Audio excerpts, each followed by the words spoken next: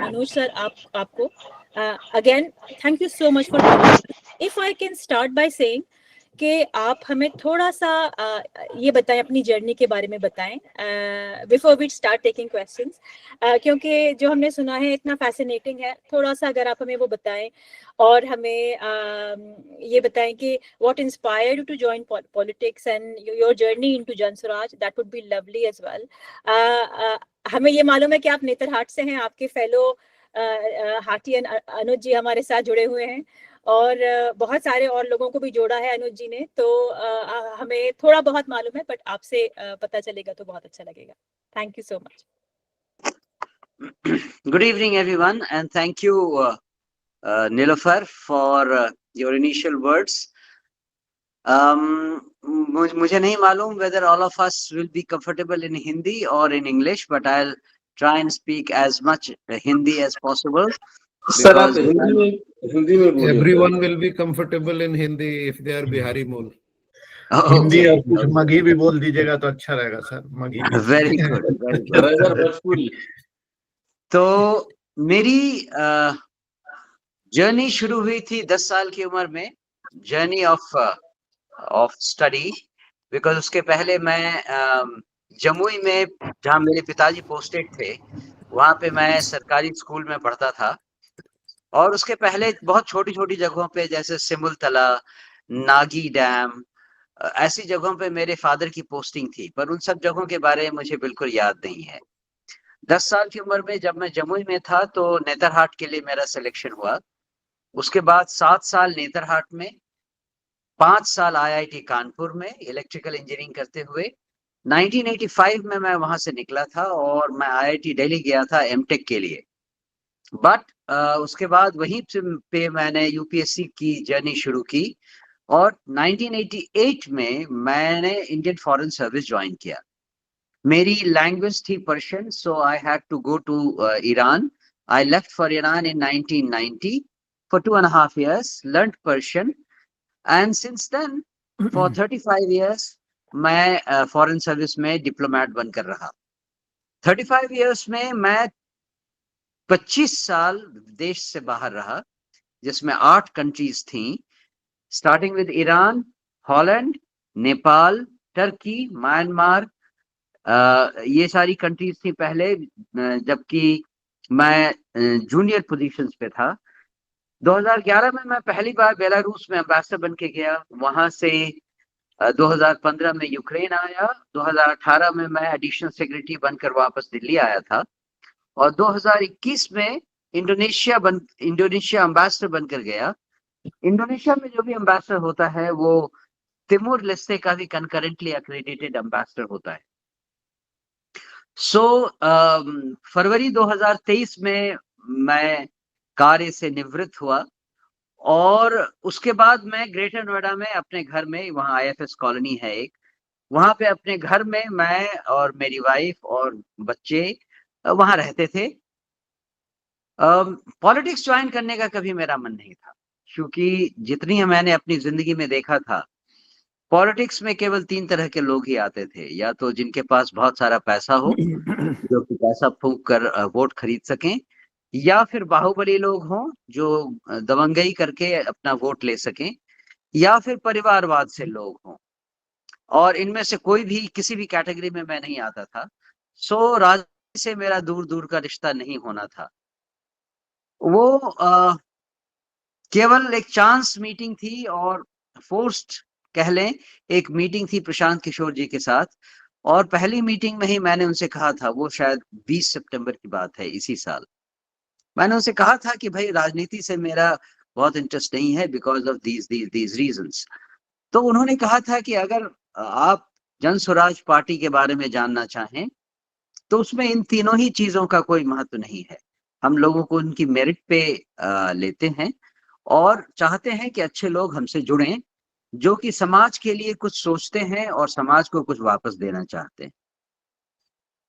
तो मैंने और मेरी पत्नी ने यही सोचा कि एक ईमानदार कोशिश करने में कोई हर्ज नहीं है. और हमने उनसे कहा, उन्होंने हमसे कहा, प्रशांत जी ने हमसे कहा कि आपकी फैमिली में से कोई एक आदमी हमें चाहिए. तो सबका डिसीजन यही हुआ कि आई शुड ज्वाइन. बिकॉज मैं अपने दोनों बच्चों के साथ और अपनी पत्नी के साथ प्रशांत जी से मिलने गया था। उन्होंने कहा कि ठीक है, आप अगर जुड़ना चाहते हैं तो कोई एक आदमी 30 तारीख को आकर हमसे मिल लें। 30 सितंबर को 30 सितंबर को हम गए। मेरी वाइफ नहीं जा पाई थी क्योंकि उनकी तबीयत थोड़ी ठीक नहीं थी, खांसी ज्यादा हो रही थी। सो 30 सितंबर को जब हम गए तो उन्होंने कहा कि ठीक है, आपने मन बना लिया है, आपका स्वागत है और आप 2 तारीख को हमारे साथ मंच पर चलिए, बस एक छोटा सा भाषण तैयार कर लीजिएगा। उन्होंने उस समय तक कुछ नहीं बताया था कि क्या होने वाला है, बस यही था। 2 तारीख को हम गए और उन्होंने जब मंच से ऐलान किया तो मैं भी उतना ही आश्चर्यचकित था जितना बाकी लोग थे। बाकी कहानी आप जानते ही हैं। सो ये जर्नी है हमारी जन स्वराज पार्टी ज्वाइन करने की। पर इससे आगे मैं मोनोलॉग में कुछ नहीं बोलूंगा। I'll respond to all your questions and I am open to any and every question. Thank you. Thank you sir, thank you sir, that's a lovely story आपने जो सुनाई। हम आपसे फर्स्ट को मिले थे, हमारा जन स्वराज ओवरसीज का एक कंटिजेंट आपसे फर्स्ट को मिला था पटना में, and in fact I am guessing none of us knew then and not even you knew, तो आपको भी नहीं मालूम होगा। अब मैं इनवाइट करूंगी आदित्य को, जो हमारे मीटिंग होस्ट हैं, to start inviting people for questions. Over to you, Aditya. Thank you so much, sir, and Aditya. Yeah, hi everyone, and hello, sir. Sir, my name is Aditya Anand, and we just met last week in Patna. I hope you remember. I live in Dublin here, and I'm one of the core member of Jan Swaraj Overseas, and I'm also leading the Europe chapter as well as social media team here. Sir, firstly, I would like to thank you for joining us today. So this is our we are honored that you are here and joining our general meeting, and non generally we hold this meeting fortnightly every month. And so today, as you were joining, so every member were very enthusiastic, and we had a lots of questions, but we tried to take the relevant ones and as well as try to cover the most part of the world. So before opening the question and answer session, I would request everyone to mute themselves, and I will ask number wise. I will request everyone to ask their questions, and they can briefly introduce themselves in maybe in 1 or 2 lines, and then they can ask the questions as quickly as possible. So being the host, I will take the privilege and will start with my own question. So my question is what were your key takeaways from the recent Vidhan Sabha by-election, and what do you think we can do better to perform better in 2025? Thank you, Aditya. It's a relevant question. मैं इस बात से शुरू करूंगा कि हमारे लिए ये एक टेस्ट था जो कि हमें अपनी स्ट्रेंथ एंड वीकनेस को बताता। ऑब्वियसली चाहे हम 1 सीट जीतते या 4 सीट जीतते, उससे बिहार को बदलने का काम तो होना नहीं था। इसलिए रिजल्ट ऑफ विनिंग और losing was not material that much, पर ये है कि हमने अपने आप को इस तरह से टेस्ट करना था कि 2 साल की पदयात्रा और लगभग 10 दिनों का इलेक्शनरिंग जो कैंपेन था, जो हमने अपने सिंबल के साथ किया था, क्योंकि हमें सिंबल 1 तारीख को मिला था, 1 नवंबर को, और 11 तारीख तक इलेक्शनरिंग होनी थी। उसके बीच में 2 दिनों के लिए दिवाली थी, 2 दिनों का छठ था। इफेक्टिवली हमने 6-7 दिनों की ही कैंपेनिंग की थी अपने सिंबल के साथ। इन सब का क्या असर हुआ है लोगों पर, ये जानने के लिए ये एक बहुत अच्छा मौका था। और हमने देखा कि लगभग 10% वोट शेयर हमें मिला। इस 10% वोट शेयर का मतलब है लगभग 65,000 वोट्स। तो जहां एक तरफ ये डिसअपॉइंटिंग है कि इतनी मेहनत करने के बाद भी और 2 सालों की पदयात्रा के बाद भी हमारा संदेश साउथ ऑफ बिहार में नहीं जा पाया था, लेकिन ये बहुत रिमार्केबल बात थी कि without any padyatra, without any structure in place, 6-7 दिनों की कैंपेनिंग में हम अपने बस्ते को, अपने संदेश को 65,000 लोगों तक पहुंचा पाए। ये मेरे ख्याल से एक रिमार्केबल अचीवमेंट है। और मुझे लगता है कि हमें जो अगली लड़ाई लड़नी है, उसके लिए हमारे पास जो समय है, उसमें हम निश्चित रूप से लगभग 40% वोट शेयर लेने में सफल होंगे। उसके मेरे इस फिगर के पीछे एक कारण है। जब 2 अक्टूबर को जनस्वराज की स्थापना हो रही थी, जनस्वराज पार्टी की, तो हमारे मेंबर्स की संख्या 1 करोड़ 7 लाख थी। और अगर आप कैलकुलेट करें बिहार की पॉपुलेशन जो लगभग 12.8 करोड़ है, उसमें जो वोटिंग पॉपुलेशन है वो 7.68 करोड़ है। इसका 60% जो कि मैक्सिमम वोटिंग है, वो अगर काउंट करें तो 4.58 करोड़ है। इसमें अगर हमें 40% वोट लाना है तो ये 1.8 करोड़ वोट ही होता है। हमारे 1.07 करोड़ ऑलरेडी हैं और हमारे पास 11 महीने का समय भी है। It is very likely that we will end up getting close to 40% of votes if we learn our lessons well. There have been quite a few lessons to be learned from this bypoll, and we all have realized and have learned. तो मुझे लगता है कि उन lessons को सीखने के बाद ये 40% वोट शेयर तो हम एक्सपेक्ट कर ही सकते हैं। Okay, sir. That's good to know. So I will invite the next person, who is Ranjit Bhai from Oman. So Ranjit Bhai. Can I just before that just say, people please आप अपने hands raise ना करें, क्योंकि हमारे पास पहले से questions आए हुए हैं। हमने सबसे कहा हुआ था कि आप questions अपने पहले भेजें। हमारे पास एटलीस्ट 22 क्वेश्चंस हैं जो हम शायद पूरी तरह ले ना पाए क्योंकि बहुत टाइम लगेगा।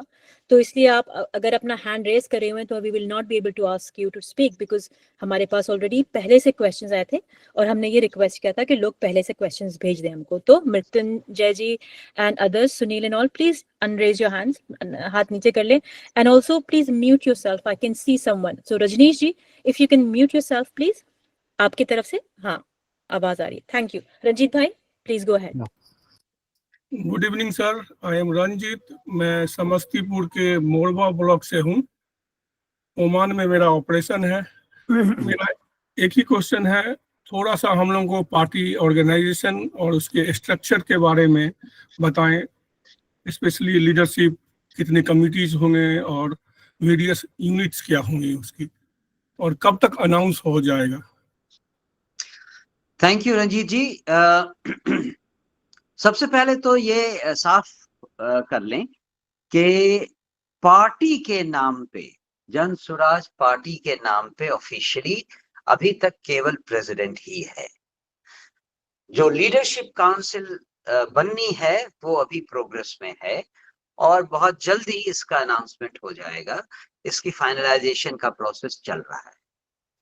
इसके अलावा जो डिस्ट्रिक्ट लेवल कमिटीज हैं या ब्लॉक लेवल कमिटीज हैं या पंचायत लेवल कमिटीज हैं, वो उन सारी जगहों पे हैं जो जहां जहां प्रशांत किशोर जी की पदयात्रा हो चुकी है। उनमें भी कुछ जगहों पे कुछ कमियां हैं जिसको हम लोग जल्दी ही दूर करेंगे। लेकिन जहां जहां प्रशांत किशोर जी की पदयात्रा नहीं हुई है, वहां पर डिस्ट्रिक्ट लेवल कमेटी या प्रखंड लेवल कमेटी या ब्लॉक लेवल कमेटी, ये सब अभी बननी बाकी है और उस पर काम चल रहा है।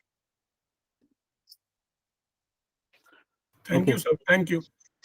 Thank you. Thank can you, I sir. Sorry Aditya, one more thing, मुझे किसी ने अभी रिमाइंड किया चैट में, तो मैं बोल दूं, जो लोग जिनके क्वेश्चंस हैं, जो लोग हैंड रेस कर रहे हैं, वी आर वेरी सॉरी। हम, जैसे मैंने कहा, हम आपके क्वेश्चन नहीं ले पाएंगे, मगर अगर आप वो क्वेश्चंस आदित्य को भेज दें व्हाट्सएप के थ्रू, या अपने टीम लीड को भेज दें, या चैट में डाल दें, तो हम इंश्योर करेंगे कि सर को हम वो क्वेश्चंस भेज दें जो आज नहीं हम ले पाए हैं, और फिर वो हम व्हाट्सएप के थ्रू आपके पास उनके आंसर्स भेज देंगे। Is that okay sir? Yes, yes, absolutely fine. Thank you so much. Over to you, Aditya. Yeah, so next member जो है वो शैलेश शाही है यूएस से। So शैलेश जी, आप अपना क्वेश्चन पूछिए। Thank you so much, Aditya bhai, and namaste, Manoj sir.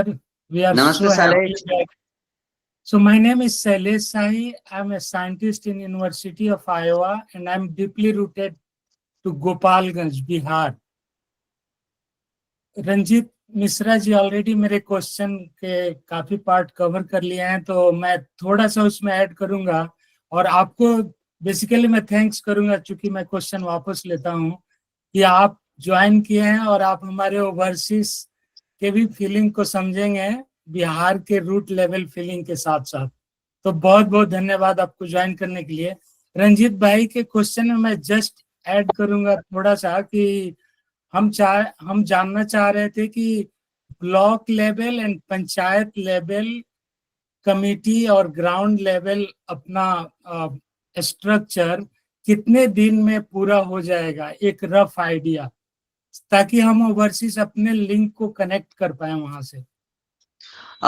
ये एक ऐसा प्रोसेस है शैलेश, जो फेज वाइज चलेगा। Obviously you can't expect everything to come at the same time, लेकिन मुझे लगता है कि ये पूरा प्रोसेस कम से कम 2 महीने और लगेंगे।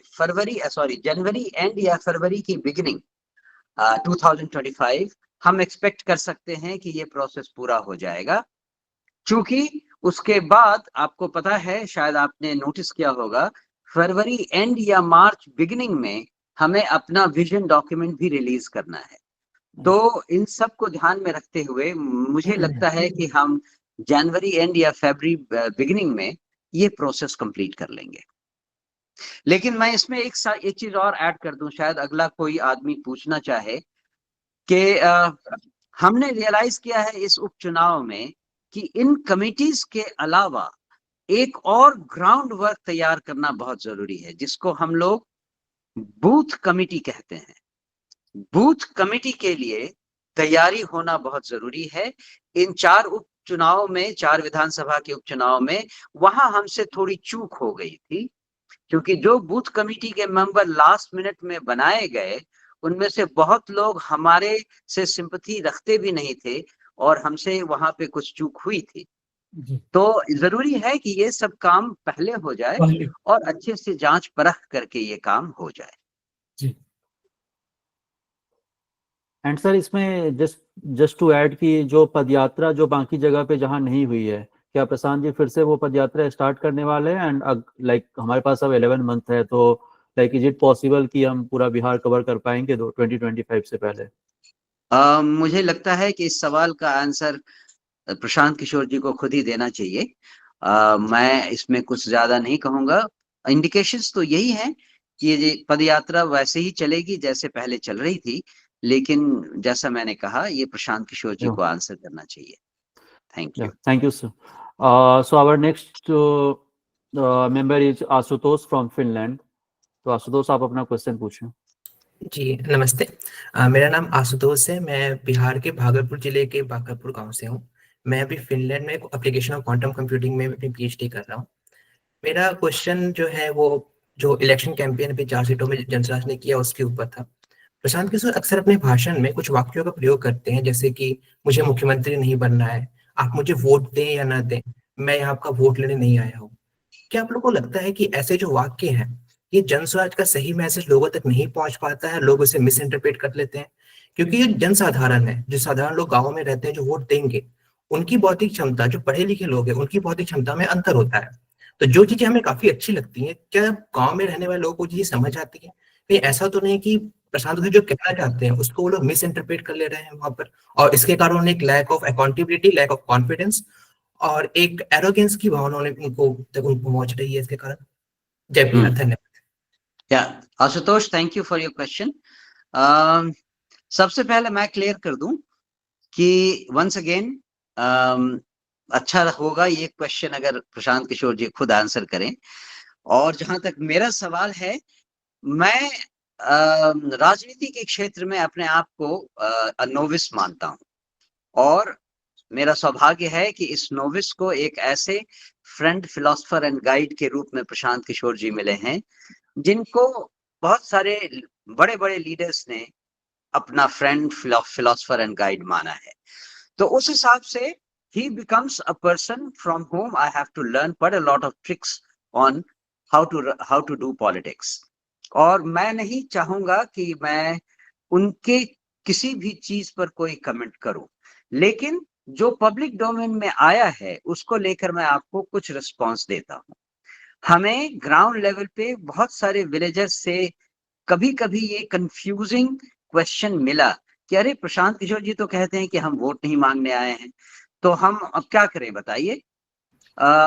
हमने उन लोगों को समझाया कि बात यह है कि प्रशांत किशोर जी आपको एक चीज समझा रहे हैं कि जन सुराज क्या मैसेज, क्या संदेश आपको दे रहा है, और वो कहते हैं कि अगर आप ये संदेश नहीं समझेंगे तो आप जिसे चाहे वोट करें।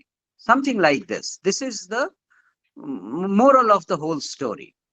और लोगों ने इस बात को समझा, लेकिन एज फार एज वो स्टेटमेंट अपने आप में कंसर्न्ड है, कुछ लोगों को ये मिसलीडिंग लग सकता है, इसमें कोई शक नहीं है। आपकी जो शंका है वो सही है और उसे हमने ग्राउंड में भी लोगों से पता किया है। दूसरा पार्ट जो आपके क्वेश्चन का है वो ये कि हम प्रशांत किशोर जी ऐसी चीजों को वापस फिर से यूज करेंगे या नहीं करेंगे। 4 उपचुनाव में जहां पे पदयात्रा नहीं हुई थी, वहां पे ऐसे सेंटिमेंट्स को बोलना एक तरह से प्रशांत किशोर जी के स्टाइल से मैच करता है, क्योंकि आप उनकी पदयात्रा के भाषणों को देखें तो किसी जर्नलिस्ट ने इंडिया में भी कहा कि ऐसा लगता है कि आपकी ये पदयात्रा नहीं, डांट यात्रा है। वो लोगों को बताते रहते हैं कि आपने कहाँ गलती की, क्या करना चाहिए। तो उसी संदर्भ में आप इसे भी देख सकते हैं। और मुझे लगता है कि ये चीजें अब धीरे धीरे सुधर जाएंगी। अब ये मेन लड़ाई है, 243 सीटों की लड़ाई है।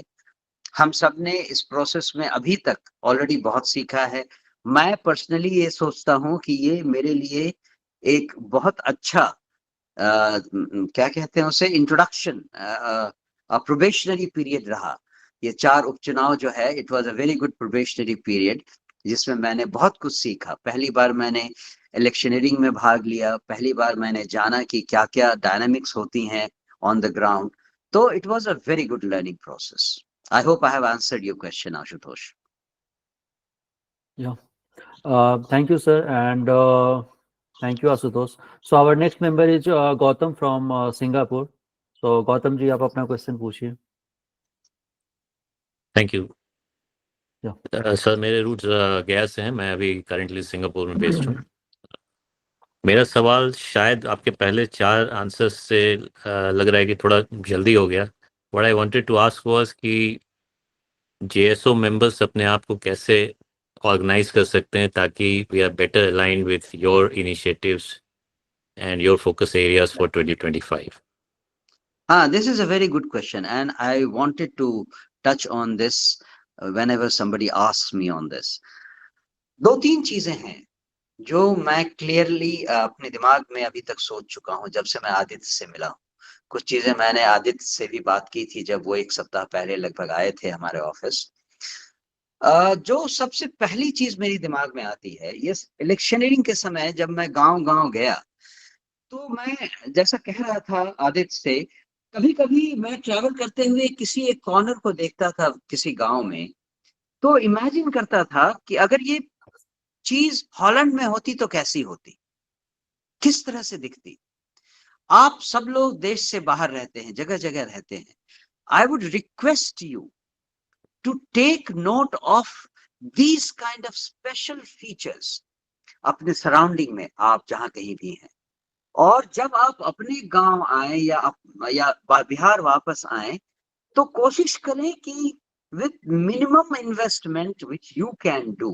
मुझे मालूम है कि आप में से बहुत लोग इन्वेस्ट करते हैं, कोई स्कूल बना रहा है, कोई कुछ कर रहा है, कोई कुछ बिल्डिंग कर रहा है. मैं चाहता हूं कि आप अपने विलेज में एक ऐसा कॉर्नर बनाइए जिसको देख के कोई भी कहे कि हाँ, गांव हो तो ऐसा हो, विकास अगर हो गांव में तो ऐसा हो. एक एग्जाम्पल चाहिए. और गांव में लोगों के पास अगर वो एग्जाम्पल हो तो उनकी आंखें भी खुलेंगी, उनको समझ में आएगा कि डेवलपमेंट के नाम पे और क्या हो सकता है. मैं जैसे उस दिन गया था तरारी विधानसभा क्षेत्र में, एक नहर थी, उसके ऊपर एक पुलिया थी, दोनों तरफ रोड थी, और मुझे अच्छी तरह, it was like a picture post card in my mind, कि अगर ये हॉलैंड में होता तो कैसा दिखता, कितना सुंदर दिखता, और यहाँ पे उसकी क्या हालत है. ऐसी चीजें मैं चाहूंगा कि आप ध्यान दें और इसे नोटिस करने की कोशिश करें. दूसरी चीज, आप एज एन एनआरआई अपने गांव में, अपनी फैमिली में, अपने डिस्टेंट रिलेटिव्स में एक स्पेशल प्लेस रखते हैं. अगर आप जनसुराज के सिद्धांतों से अग्री करते हैं, तो आप अपने परिवार में, एक्सटेंडेड फैमिली में, फ्रेंड सर्किल में ये मैसेज दें. आपसे मिला हुआ ये एक मैसेज उनको कुछ ज्यादा ही कन्विंसिंग लगेगा. मुझे लगता है कि ये आपका एक बहुत बड़ा कंट्रीब्यूशन होगा. ये दूसरी चीज. और तीसरी चीज है, वो मेरे नेतरहाट के ही एक बहुत सीनियर है, मुझसे लगभग 12-13 साल सीनियर हैं, जो कि पहले जर्मनी में 10 साल रहे, उसके बाद पिछले 40 सालों से वो यूएस में डॉक्टर हैं. तो उन्होंने एक बहुत अच्छी प्रक्रिया शुरू की है. उन्होंने एक स्कूल को, मुजफ्फरपुर में एक स्कूल को गोद लिया और उसे एक मॉडल स्कूल में कन्वर्ट कर दिया. ये प्राइवेट स्कूल है, लेकिन बच्चों से या उसके पेरेंट्स से उनकी इनकम के आधार पे पैसे लिए जाते हैं, और बाकी जो मंथली खर्चा है, जो एक्स्ट्रा चाहिए, वो ये जो हमारे सीनियर हैं वो खुद देते हैं. और वो, उन्होंने कहा, मैंने उनसे बात की, अभी वो आए हुए थे हमारे ऑफिस, तो उन्होंने कहा कि मुझे हर महीने मुश्किल से 1.25 लाख रुपए देने पड़ते हैं, और इसमें सारा कुछ हो जाता है, बाकी चीजें स्कूल में सेल्फ रनिंग है. ये एक इतना अच्छा मॉडल मुझे लगा, क्योंकि 1,70,000, 1,80,000, 2 लाख रुपए कुछ ऐसे एनआरआईज के लिए जो कि वहां वेल सेटल्ड हैं, उनके लिए बहुत ज्यादा नहीं पिंच करने वाला है. तो ये एक मॉडल है, ऐसा एक मॉडल है जिसको आप लोग भी फॉलो कर सकते हैं. ये 3 चीजें तो कम से कम मैं ऑफ हैंड इमीडिएटली आपको बता सकता हूँ. Thank you sir. जब आपसे बात हुई थी, and thank you Gautam as well, जब आपसे बात हुई थी and then after that only मैं अपने गांव गया था, एंड मैंने गांव के कुछ लोगों से बात किया, एंड आई एक्सप्लोर्ड की एक छोटा सा चीज जो हम सब लोग अपने अपने गांव में कर सकते हैं, जो हमारे यहाँ छठ बहुत फेमस फेस्टिवल है. एंड तो अगर हम सब अपने अपने गांव में छठ घाट जो होती है, वो मोस्टली जो है सो अच्छे से नहीं बने हुए हैं, अच्छे से वो बिल्डअप नहीं है. जब वो टाइम आता है तब वो क्लीन अप करके एंड हम अपना अपना छठ घाट बनाते हैं. तो अगर हम परमानेंटली वहाँ पर कुछ कंस्ट्रक्शन कर दें, थोड़ा बहुत एक्सपेंसिव नहीं होगा वो, and that will be a huge push to the village, क्योंकि विलेज एरिया में और या फिर टाउन जो भी है, तो हर जगह छठ घाट का बहुत इंपॉर्टेंस है. तो एक वे बहुत कम एक्सपेंस में, and it will show up कि आपने अपने गांव के लिए, और इसका सिग्निफिकेंस इतना ज्यादा है कि इट विल शो अप कि आपने अपने गांव के लिए और लोगों के लिए कुछ किया है. So it could be one of the examples. I completely second Adit's idea. Yeah. So thank you, sir. So our next speaker will be Vinita. She is from US, and she Okay. has some relevant questions. So yeah. Vinita के question पूछने से पहले मैं एक और चीज बता दूं। गौतम ने बहुत अच्छा क्वेश्चन पूछा कि how can overseas people JSO members can help, and one more thing that I just quickly add in between, मैं कह रही हूँ कि people who are watching this, अभी जो हमारे मेंबर नहीं हैं, हमारे साथ इस मीटिंग में जुड़े हैं, या जो लोग इसको बाद में कहीं यूट्यूब के जरिए देखेंगे, अगर आप अभी जनसुराज ओवरसीज नेटवर्क से नहीं जुड़े हैं चैप्टर से, तो आपको आदित्य के पीछे आप देख सकते हैं, आदित्य के बैकग्राउंड में येलो वो लगा है बैकग्राउंड, हमारा चुनाव चिन्ह है वहां पे, और आदित्य के हेड के ऊपर आपको हमारा ईमेल दिख रहा होगा, JSUK@jsylp.org। अगर आप अभी हमारे मेंबर नहीं हैं और आप भारत के बाहर रहते हैं और आप हमसे जुड़ना चाहते हैं, तो आप इस पर ईमेल करके हमसे जुड़ सकते हैं। प्लीज हमें ईमेल करें। कई लोग हैं इस मीटिंग में हैं, विनीता भी जो क्वेश्चन पूछ रही है वो भी हमें कांटेक्ट किया उन्होंने इस ईमेल के थ्रू, और आज वो हमारी USA में मेंबर है। तो thank you for letting me speak. Vinita, आप अपना क्वेश्चन पूछ लें। Thank you, Nilofer. Yeah. Thanks, Nilofer. As Nilofer said, my name is Vinita. I'm from US chapter. I joined JSO probably like 10 days ago. I have a great experience so far. So मैं यहाँ पे एक IT professional हूँ. I consider myself very simple, like US living person. So far my question was related to Padyatra. Looks like so. I don't know, as you briefly answered that it's mostly on Prashant Kishore, but my question was that I am from Bihar Sharif Nalanda. तो मैं वहाँ के लोग, मैं भी छठ में India गई थी, मेरा अपना पर्सनल एक्सपीरियंस वही था कि लोगों से मैंने जब बात करी, वहाँ के जो भी अपने फैमिली थे या हाउस हेल्प्स थे, जब उनसे मैंने बात करी about Jan Suraaj, so people were not like, they vaguely knew, but they did not know like a lot about Jansuraj, and even the people knew, they did not take it as a serious alternative.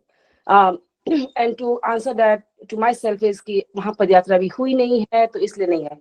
तो मैं जब लोगों से बात अभी भी करने की कोशिश करती हूँ, and that is the one area that I feel like I can contribute more. I am very like vocal, but जब भी मैं लोगों से बात करती हूँ तो उनको पता ही नहीं है कुछ। तो आपको कोई आइडिया है कि बिहार शरीफ नालंदा दैट एरिया में कब तक पदयात्रा होगी, so I can tell them कि आप जाइए, इन्वॉल्व होइए, that kind of stuff. Thank you Vinita for your question.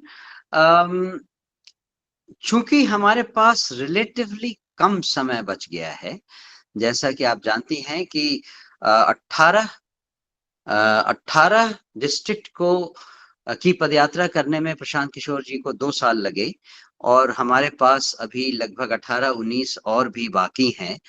तो मुझे लगता है कि पदयात्रा में कुछ न कुछ बदलाव तो आएगा। द मोड ऑफ डूइंग पदयात्रा, कुछ न कुछ बदलाव हम एक्सपेक्ट कर सकते हैं। लेकिन उसके अलावा जो चीज हुई है वो ये कि हम ऑर्गेनाइजेशनल स्ट्रक्चर को बनाने के लिए पदयात्रा की वेट अभी नहीं करेंगे। हम कोशिश करेंगे कि जहां कहीं हमें सूटेबल लोग मिल जाते हैं, वहां हम ऑर्गेनाइजेशनल स्ट्रक्चर को बनाना शुरू कर देंगे। तो मुझे लगता है कि नालंदा, बिहार शरीफ या ऐसी कुछ जगहों पे ऐसी कार्रवाई हम जल्दी ही एक्सपेक्ट कर सकते हैं। लेकिन जैसा मैंने पहले किसी सवाल के जवाब में कहा था कि बाय जनवरी एंड तो सर्टेनली हम एक्सपेक्ट करेंगे कि हम लगभग पूरा बिहार इस तरह से कवर करेंगे कि लोगों को जनसुराज का मैसेज मिले, वहां पे जनसुराज का कोई ऑफिस खुले, कोई ना कोई कमिटी मेंबर रहें डिस्ट्रिक्ट लेवल पे, और जहां कहीं पॉसिबल हो ब्लॉक लेवल पे भी। क्योंकि जहां पदयात्रा नहीं भी हुई है, वहां से बहुत सारे लोग, local leaders, local social workers, उन लोगों ने हमारे साथ आकर काम किया इन 4 विधानसभा उपचुनाव के दौरान। तो हमारे पास एक अच्छा स्ट्रक्चर है बहुत सारी जगहों पे, जहां जहां पदयात्रा नहीं भी हुई है, वहां हमें अंदाज है कि हम किन लोगों को ये जिम्मेदारी दे सकते हैं। तो मैं जानता हूं मेरा क्वेश्चन आपके सवाल के हिसाब से पूरा नहीं है, पर इससे ज्यादा अभी इस पर कुछ और कहा नहीं जा सकता। Thank you. Thank you Vinita. And one of the take away जो हमारा आई थिंक अभी रिसेंट इलेक्शन जो हुआ है बाई इलेक्शन इज दैट कि हम चारों जगह में हमारा कोई ऑर्गेनाइजेशनल स्ट्रक्चर नहीं था और प्रशांत जी का वहाँ पे अभी तक पदयात्रा हुआ नहीं है। And I think at least at 2 places Imamganj और बेलागंज में we have done very well. So I think attraction है लोगों में, it's just a matter of time कि हम ऑर्गेनाइजेशन सेटअप करें एंड देन आफ्टर दैट भी उनका पदयात्रा जितना हो सके उतना आगे चले। So thank you sir. And our next speaker will be Abdul Rahman sir, he is from Kuwait. Sir आप अपना क्वेश्चन पूछिए। हेलो नमस्कार सर, मेरा नाम अब्दुल रहमान है और मैं 1 अक्टूबर में आके, नमस्ते सर, और मैं औरंगाबाद से बिलोंग करता हूँ और मैं आपसे मिला भी 2 अक्टूबर को भी इवेंट में था। मेरा क्वेश्चन है सर कि in this by election 10% approximately 10% जो वोट है वो इनकरेजिंग है हमारे लिए, फिर भी इनकरेजिंग है इस हिस्से से। लेकिन आने वाले जो इलेक्शन है वो इलेक्शन बड़ा ही महत्व रखते हैं हम सब के लिए। उसके में एक जो शिफ्ट हुआ है मैंडेट, एक पार्टी से दूसरी पार्टी जो हम सब देखे हैं, जो शिफ्ट हुआ मैंडेट, उस मैंडेट में दलित माइनॉरिटी, बिकॉज आपने जैसे कहा कि बाहुबली का जो है ना ये इलेक्शन होता है, इस शिफ्ट में बाहुबली का जो है ना ज्यादा से ज्यादा जो है ना जोर रहता है, स्पेशली दलित और माइनॉरिटी का। तो उनके इंटरेस्ट को और कैसे प्रोटेक्ट किया जाएगा in case of any eventualities. Okay, thank you very much Abdul Rahman साहब। इस उपचुनाव में चुनाव प्रचार के दौरान हमने और हमारे साथियों ने लगभग हर गांव में, हर परिवार में अपना संदेश दिया था और हमें भरोसा था कि हमारे वोट का परसेंटेज 10% से तो सर्टनली बहुत ज्यादा होता, ये हमारी सबकी एक्सपेक्टेशन थी। लेकिन ऐसा नहीं हुआ। इसके बहुत सारे कारण हैं। उनमें से एक ये भी था कि 11 तारीख को जब चुनाव प्रचार खत्म हुआ तो 11 की रात से लेकर 13 की सुबह तक लगभग 1.5 दिन में ही दूसरे पार्टी के लोगों ने सारे हथकंडे अपना लिए, चाहे वो साम हो, दाम हो, दंड हो या भेद हो, सारे हथकंडे अपना लिए। पैसों को पानी की तरह बहाया गया और बहुत सारे लोगों को डराया धमकाया भी गया, बहुत सारे लोगों को इमोशनली ब्लैकमेल किया गया। ये सारी चीजें हुई हैं। हमारा इस पे टेक यही है, दो चीजें हैं। एक तो ये कि बिहार में स्पेशली गांवों में हम बहुत देर से पहुंचे थे उनके पास और बाकी पार्टी के लोग उनके पास पहले आए थे और बहुत सारे लोगों ने उनको वादा किया था कि हम आपको वोट करेंगे। हमने पाया कि बिहार में गांवों में जनरली लोग वादा खिलाफी करना पसंद नहीं करते हैं। एक तो ये कारण था। दूसरा ये था कि हमसे उन्होंने खुद कहा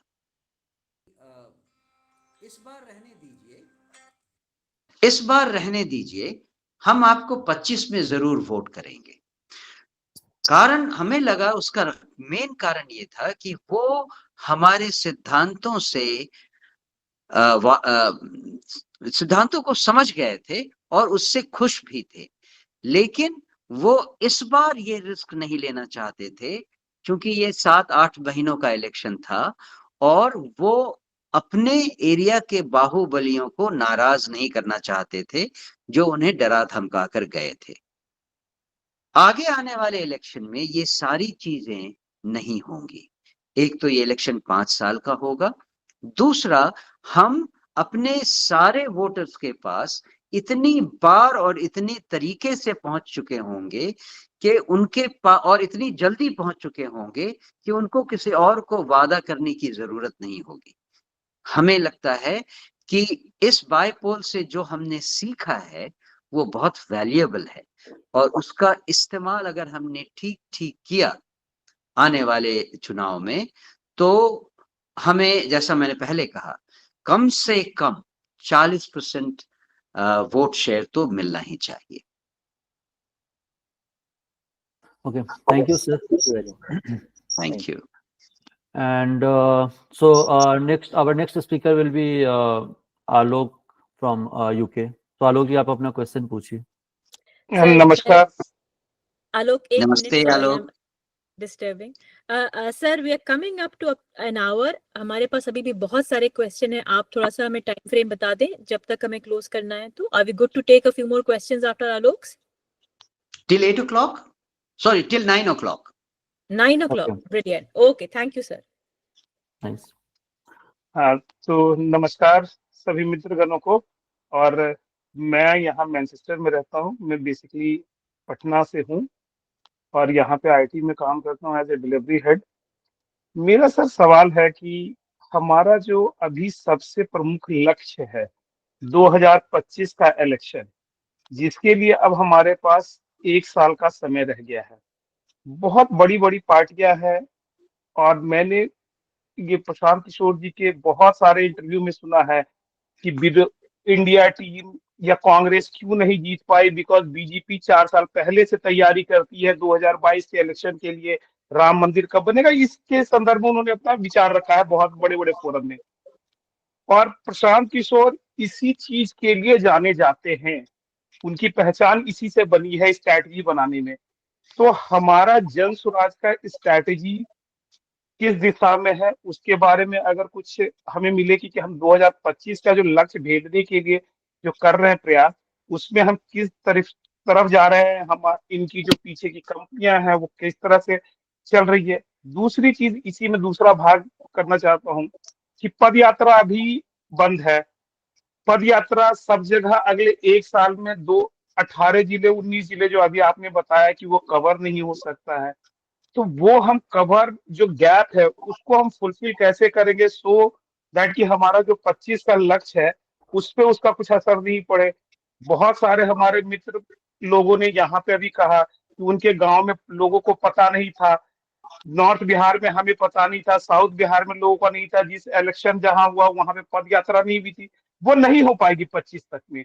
तो हम उस चीज को कैसे, उस ऑब्स्टेकल का सब्स्टिट्यूट क्या निकाल रहे हैं?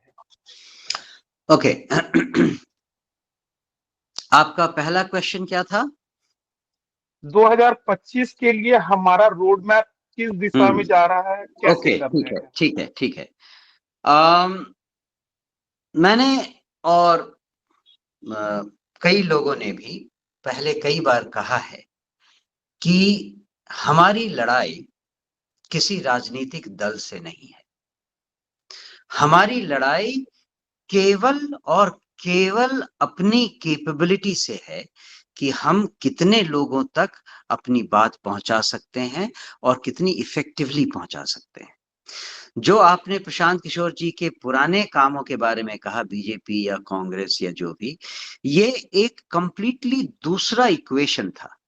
और बीजेपी कितने सालों से तैयारी कर रही है और क्या क्या कर रही है, चाहे वो राम मंदिर बना रही हो या जो कुछ भी कर रही हो, ये बिहार के संदर्भ में लागू नहीं होता। बिहार के संदर्भ में ये सारी की सारी पार्टियां, चाहे वो बीजेपी हो, कांग्रेस हो, लालू यादव हो या आरजेडी नीतीश बाबू हो, इन सब की केवल एक ही पहचान यहाँ है और वो है बिहार को पिछड़ा रखने की। इन सब ने मिलकर बिहार को 40-50 सालों में कंटिन्यूअसली पिछड़ा रखा है। जन स्वराज का जो संदेश है वो इसी के कारणों और इसके समाधान को लोगों को समझाने के बारे में है। और मुझे लगता है कि हम इसमें कोई कुताही नहीं बरतेंगे। हमें ये मालूम है कि हमारा ये संदेश हर आदमी को, हर औरत को, हर परिवार में, हर गांव में मिल जाना चाहिए। जहां तक पदयात्रा की बात है, हमने पहले आपसे कहा है थोड़ा बहुत, लेकिन आगे मुझे लगता है कि आपको ज्यादा इंक्विजिटिव होने की जरूरत नहीं है, क्योंकि ये एक ऐसी चीज है जो कि प्रशांत किशोर जी की अपनी स्ट्रैटेजी है। पदयात्रा उनके दिमाग की उपज है, पदयात्रा उनका बेबी है, तो let him handle the way he wants to handle. If you are still inquisitive, then I'll suggest you ask him this question, and it's not proper for me to answer this question at this forum. Thank you. धन्यवाद sir. Thank you, Alok, and thank you, sir. So the next speaker will be Navneet from US. So Navneet, आप अपना question पूछिए। Hello, नमस्कार मनोज जी, मेरा नाम नवनीत कुमार है। नमस्ते, मैं यहाँ अटलांटा जॉर्जिया यूएसए में रहता हूँ, और जैसा कि आपने शुरू में बताया, आप जमुई के पास आपका बचपन बीता, तो मैं उसके पास बिहार में लखीसराय से आता हूँ।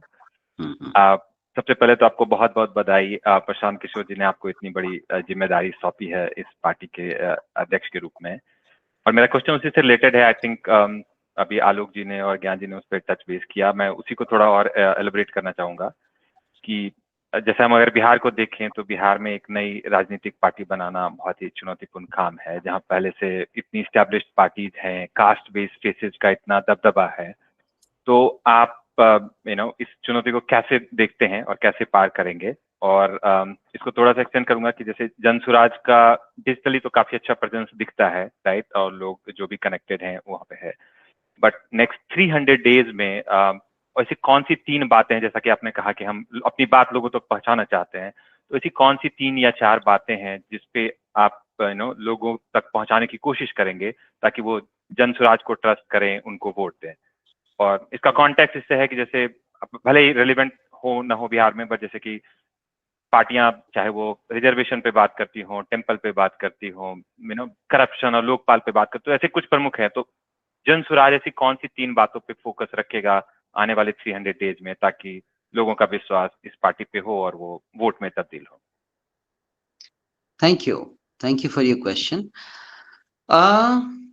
मुझे लगता है कि आप सब लोगों ने जो अभी जुड़े हैं हमसे इस मीटिंग में, उन सब लोगों ने प्रशांत किशोर जी के बहुत सारे भाषणों को कई बार कई तरह से सुना होगा, इसीलिए उन सारी चीजों को रिपीट करने की जरूरत नहीं है, लेकिन कुछ चीजों को मैं इलैबोरेट करना चाहूंगा। जैसे जन सुराज पार्टी बिहार में बदलाव लाना चाहती है। हम लोगों को ये बताना चाहते हैं कि ये बदलाव क्या है, क्या बदलाव हम चाहते हैं। प्रशांत किशोर जी ने भी बहुत बार इसके बारे में कहा है, लेकिन मैं जब लोगों को समझाता हूं तो उसमें कुछ चीजें ऐड करता हूं, और मैं चाहूंगा कि मैं आपको वो चीजें बताऊं। मेरे ख्याल से बिहार में जो बदहाली है उसके पीछे 2 प्रमुख कारण मैं रखता हूं। एक, लॉ एंड ऑर्डर की प्रॉब्लम, कानून व्यवस्था का खराब होना, और दूसरा करप्शन। और इन दोनों के बारे में मैं आपको थोड़ा थोड़ा बताऊंगा। सबसे पहले करप्शन की शुरुआत मेरे ख्याल से इलेक्शन के समय से होती है। इलेक्शन में जो उम्मीदवार होते हैं, अभी तक यही ट्रेंड रहा है 40-50 सालों में, हर उम्मीदवार 10 करोड़ 15 करोड़ रुपए लगाता है, जिसमें जो भी उसमें जीता, या विधायक बना या मंत्री बना, उसका पहला एम होता है कैसे वो 10-15 करोड़ वापस मिले, और इतना ही नहीं 10-15 करोड़ और मिल जाएं, जिससे कि अगले चुनाव में उसके लिए आसानी हो। ये पैसे वो कहां से लेगा? या तो कंसर्न ठेकेदारों से लेगा, या सीनियर ऑफिसर से डिमांड करेगा, पुलिस तंत्र से डिमांड करेगा। ये सीनियर ऑफिसर्स अपने जूनियर ऑफिसर से डिमांड करेंगे। ये साइकिल ऐसा है कि अंत में जो जनता से डायरेक्टली कांटेक्ट में आते हैं, चाहे वो पुलिस स्टेशन हो, चाहे हॉस्पिटल हो, चाहे गवर्नमेंट ऑफिसेज हो, इन सब जगह जो करप्शन हमें दिखाई देता है उसका रूट सबसे ऊपरी लेवल पे है, जिसकी शुरुआत चुनाव से हुई थी। हम कहते हैं अपने उम्मीदवारों के लिए कि वो जमीन से जुड़े हुए लोग होंगे, सच्चे लोग होंगे, जिनको जनता ने चुना है, जनता जिनको चुन कर लाएगी, उनको अपने आप अपने फंड से करोड़ों रुपए लगाने की जरूरत नहीं होगी। हम ये आशा करते हैं कि इन्हें जब चुना जाएगा, विधायक बनेंगे, उनमें से कुछ मंत्री बनेंगे, तो उनके पास वो लालच नहीं होगा जो उन्हें करप्ट होने के लिए मजबूर करे। ये तो हुआ करप्शन। दूसरा है ये कानून व्यवस्था। इसकी प्रॉब्लम क्या है? मैं आपको एक एग्जांपल देता हूं। पाटलिपुत्रा इंडस्ट्रियल जोन बना था 5-7 साल पहले। जब ये बना, बहुत फैनफेयर के साथ लगभग 100 अच्छी कंपनियों ने इसे ज्वाइन किया। आज क्या हालत है 5-7 साल बाद? गिनकर शायद 20-22 कंपनी वहां बची हैं। बाकियों में क्या हुआ? उनके एस्टैब्लिशमेंट के महीने 10 दिन के पहले 7-8 गुंडे आएंगे तलवार और राइफल वगैरह लेकर और कहेंगे कि ये जमीन हमारी थी, आप हमें 10 करोड़ रुपए मुआवजा दो और हमारे 100 आदमी को अपनी कंपनी में नौकरी दो। कौन इन्वेस्टर ऐसा चाहेगा? अगर कानून व्यवस्था ठीक होती तो क्या यह होता? इन्वेस्टर्स नहीं आते हैं बिहार में। इसका एक कारण ये भी है, जब जन सुराज का शासन आएगा, जब भी आए, 3 महीने के अंदर हम लॉ एंड ऑर्डर को सही कर देंगे, ये हमारा वादा है। और ये करना बहुत मुश्किल नहीं है, क्योंकि हम किसी रंगदार से, किसी भी बाहुबली से या किसी और पैसे वालों से हम कोई ऑब्लाइज नहीं होंगे। तो हम उनको सही सही ट्रीटमेंट करके उनका इलाज करेंगे। इन ए वे कहा जाए, एक बार लॉ एंड ऑर्डर सिचुएशन खत्म हो गई तो इन्वेस्टर्स को यहां लाना आसान हो जाएगा, रोजगार पैदा करना आसान हो जाएगा। उसके अलावा हमारे पास और भी तरह तरह के स्कीम हैं जिनसे हम ये एक्सपेक्ट करते हैं कि the rate of growth and the change in the pattern of investment in Bihar will be visible in an extremely short time. Thank you, sir. Okay. Thank you, sir. I think this is very elaborative answer and काफी useful है, जो लोग बाद में भी देखेंगे कि हम क्या डिफरेंसेस हम करने वाले हैं जब हमारा गवर्नमेंट आएगा। And I think this will be a very impactful answer for them as well. So next speaker will be Syed Ashrafi from Dubai. So sir, आप अपना क्वेश्चन पूछिए।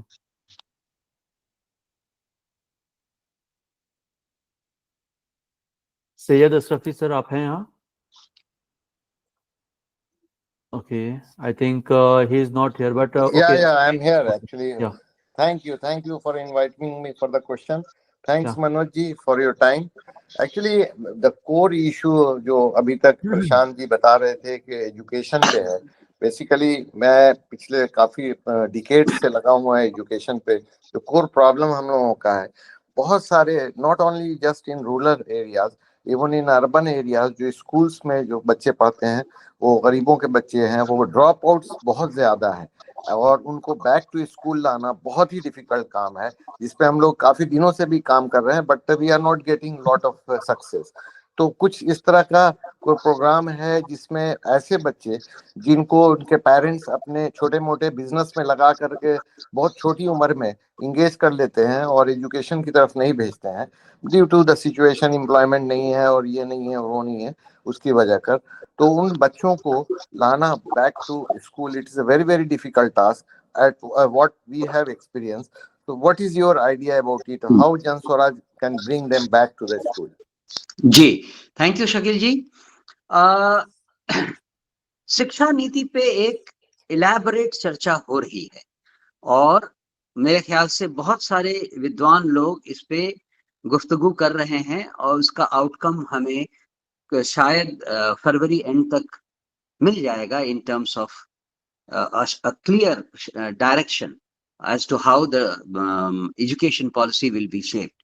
लेकिन मेरे अपने भी कुछ ख्याल हैं जो कि मैं आपसे शेयर करना चाहूंगा।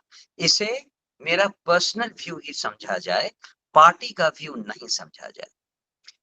इन 4 विधानसभा उपचुनाव में जब मैं गांव-गांव जा रहा था, तो पहली बार मुझे फर्स्ट हैंड ये दिखाई दिया कि एजुकेशन को लेकर समस्या कहाँ-कहाँ है। गांव में जो सवर्ण और बड़े लोग हैं, जो पैसे वाले लोग हैं, उनके बच्चे तो आराम से पब्लिक स्कूल में जाते हैं, वो ढेर सारे पब्लिक स्कूल आसपास हैं।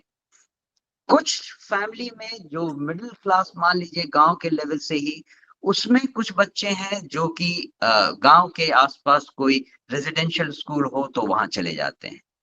लेकिन एक बहुत बड़ा तबका है हर गांव में, और मोस्टली ये दलितों और अल्पसंख्यकों के परिवारों में देखा गया है, मैंने देखा है। वहां पे बच्चे अभी भी ऐसा लगता है कि 2 सेंचुरी पहले की जिंदगी जी रहे हैं। मतलब 2 सेंचुरी पहले उनके 8 जनरेशन या 10 जनरेशन पहले जो उनके एंसेस्टर्स थे, वो अपने बचपन में जैसे घूमते होंगे अपने गांव में, उनकी सिचुएशन आज भी वैसी ही है। अधनंगे, बिना चप्पल के, कोई नहाने धोने का इंतजाम नहीं, घर का कोई इंतजाम नहीं, और लावारिस यहाँ वहां भटक रहे हैं। हमने पूछा स्कूल जाते हो? बहुत लोगों के पास तो कोई जवाब नहीं। जो लोग स्कूल जाते हैं, जो बच्चे, वो केवल मिड डे मील खाने जाते हैं और वापस खाना लेकर आ जाते हैं। स्कूलों के भी, गवर्नमेंट स्कूलों की भी लगभग यही हालत है। तो करें क्या? 2 स्टेप है। सबसे पहला, गांव के जो गवर्नमेंट स्कूल्स हैं उनको सुदृढ़ बनाना। आजकल टीचर्स को बहुत अच्छी सैलरी मिलने लगी है, और इन टीचर्स की बहाली में जो धांधली है उसको रोककर ऐसे टीचर्स को लाना जो कमिटेड हों। ये तो पहला स्टेप हुआ। लेकिन यहाँ पे वो बच्चे नहीं आएंगे जो कि दलितों के या अल्पसंख्यकों के हैं। उनके लिए केवल एक ही तरीका है, उन सारे बच्चों को अपनी फैमिली से अलग कर दो।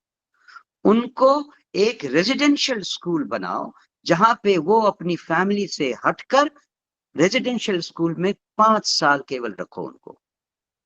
ग्रेड 1 से ग्रेड 5, ग्रेड 6 तक अगर आपने उनको 5 या 6 साल के लिए अपनी फैमिली से अलग कर दिया, तो अपने आप उनको शिक्षा की अहमियत समझ में आएगी। उसके बाद वो अपने पेरेंट्स को भी ये सिखाने के लायक हो जाएंगे कि नहीं, मुझे काम नहीं करना है, मुझे थोड़ा और पढ़ना है। अभी होता क्या है, अगर हमने उनको ठेल ठाल कर, एनजीओ लोगों ने ऐसा कई बार प्रयास किया है, दलितों के बच्चों को, सबसे निचले पायदान पे जो परिवार हैं, उनके बच्चों को उठाकर स्कूल में डाल दिया, उनको ड्रेस दे दिया, उनको किताबें दे दी। ठीक है, दूसरे वो घर आए, दूसरे दिन जो वापस गए तो उनके ड्रेसेस खराब हैं, उनके किताबें सब चिथड़ी हो गई हैं, क्योंकि उनके और उनके पेरेंट्स के पास कोई इल्म नहीं है कि शिक्षा का क्या महत्व है, कैसे बच्चों को शिक्षित करना है। उन्होंने न खुद देखा है, न उनके 7-8 जनरेशंस ने देखा है। आप कैसे उनसे एक्सपेक्ट कर सकते हैं कि वो स्कूल की शिक्षा की इंपॉर्टेंस को समझेंगे? एकमात्र तरीका है कि ऐसे बच्चों को हर गांव से निकालकर उनको एक रेजिडेंशियल स्कूल में डालकर 5 साल के लिए ट्रेनिंग दी जाए। जैसा मैंने पहले कहा, ये मेरी पर्सनल फीलिंग है, and I do not voice this as the party line. Thank you. Thank you, sir. Thanks a lot. It's now clear to me. Actually, I am from Jahanabad. मैं बताना भूल गया था, but I am based in Dubai. Thanks a lot for your time. Ji, thank you. Okay, thank you, sir. So there is a well-known saying in Bihar कि नीतीश कुमार ने शिक्षा के नाम पर सब कुछ दिया है, सिर्फ शिक्षा नहीं दिया है। तो बस वही है। आई टोटली एग्री कि इन्वायरमेंट जो है, जो आसपास का जो कम्युनिटी एंड इन्वायरमेंट है, वो बहुत इम्पैक्ट करता है। अगर किसी भी बच्चे की अपब्रिंगिंग अगर सही करनी है, आप कितने भी अच्छे स्कूल में कुछ में भी डाल दो, बट आसपास के जो उसके जो भी इन्वायरमेंट है अगर वो सही नहीं है तो वो सही तरीके से वो आगे नहीं बढ़ पाएगा. And so definitely I agree with your maybe with your whatever you have suggested. So we will go for the next one, and so he's Jahid Alam from Dubai. So Jahid साहब आप अपना question पूछिए.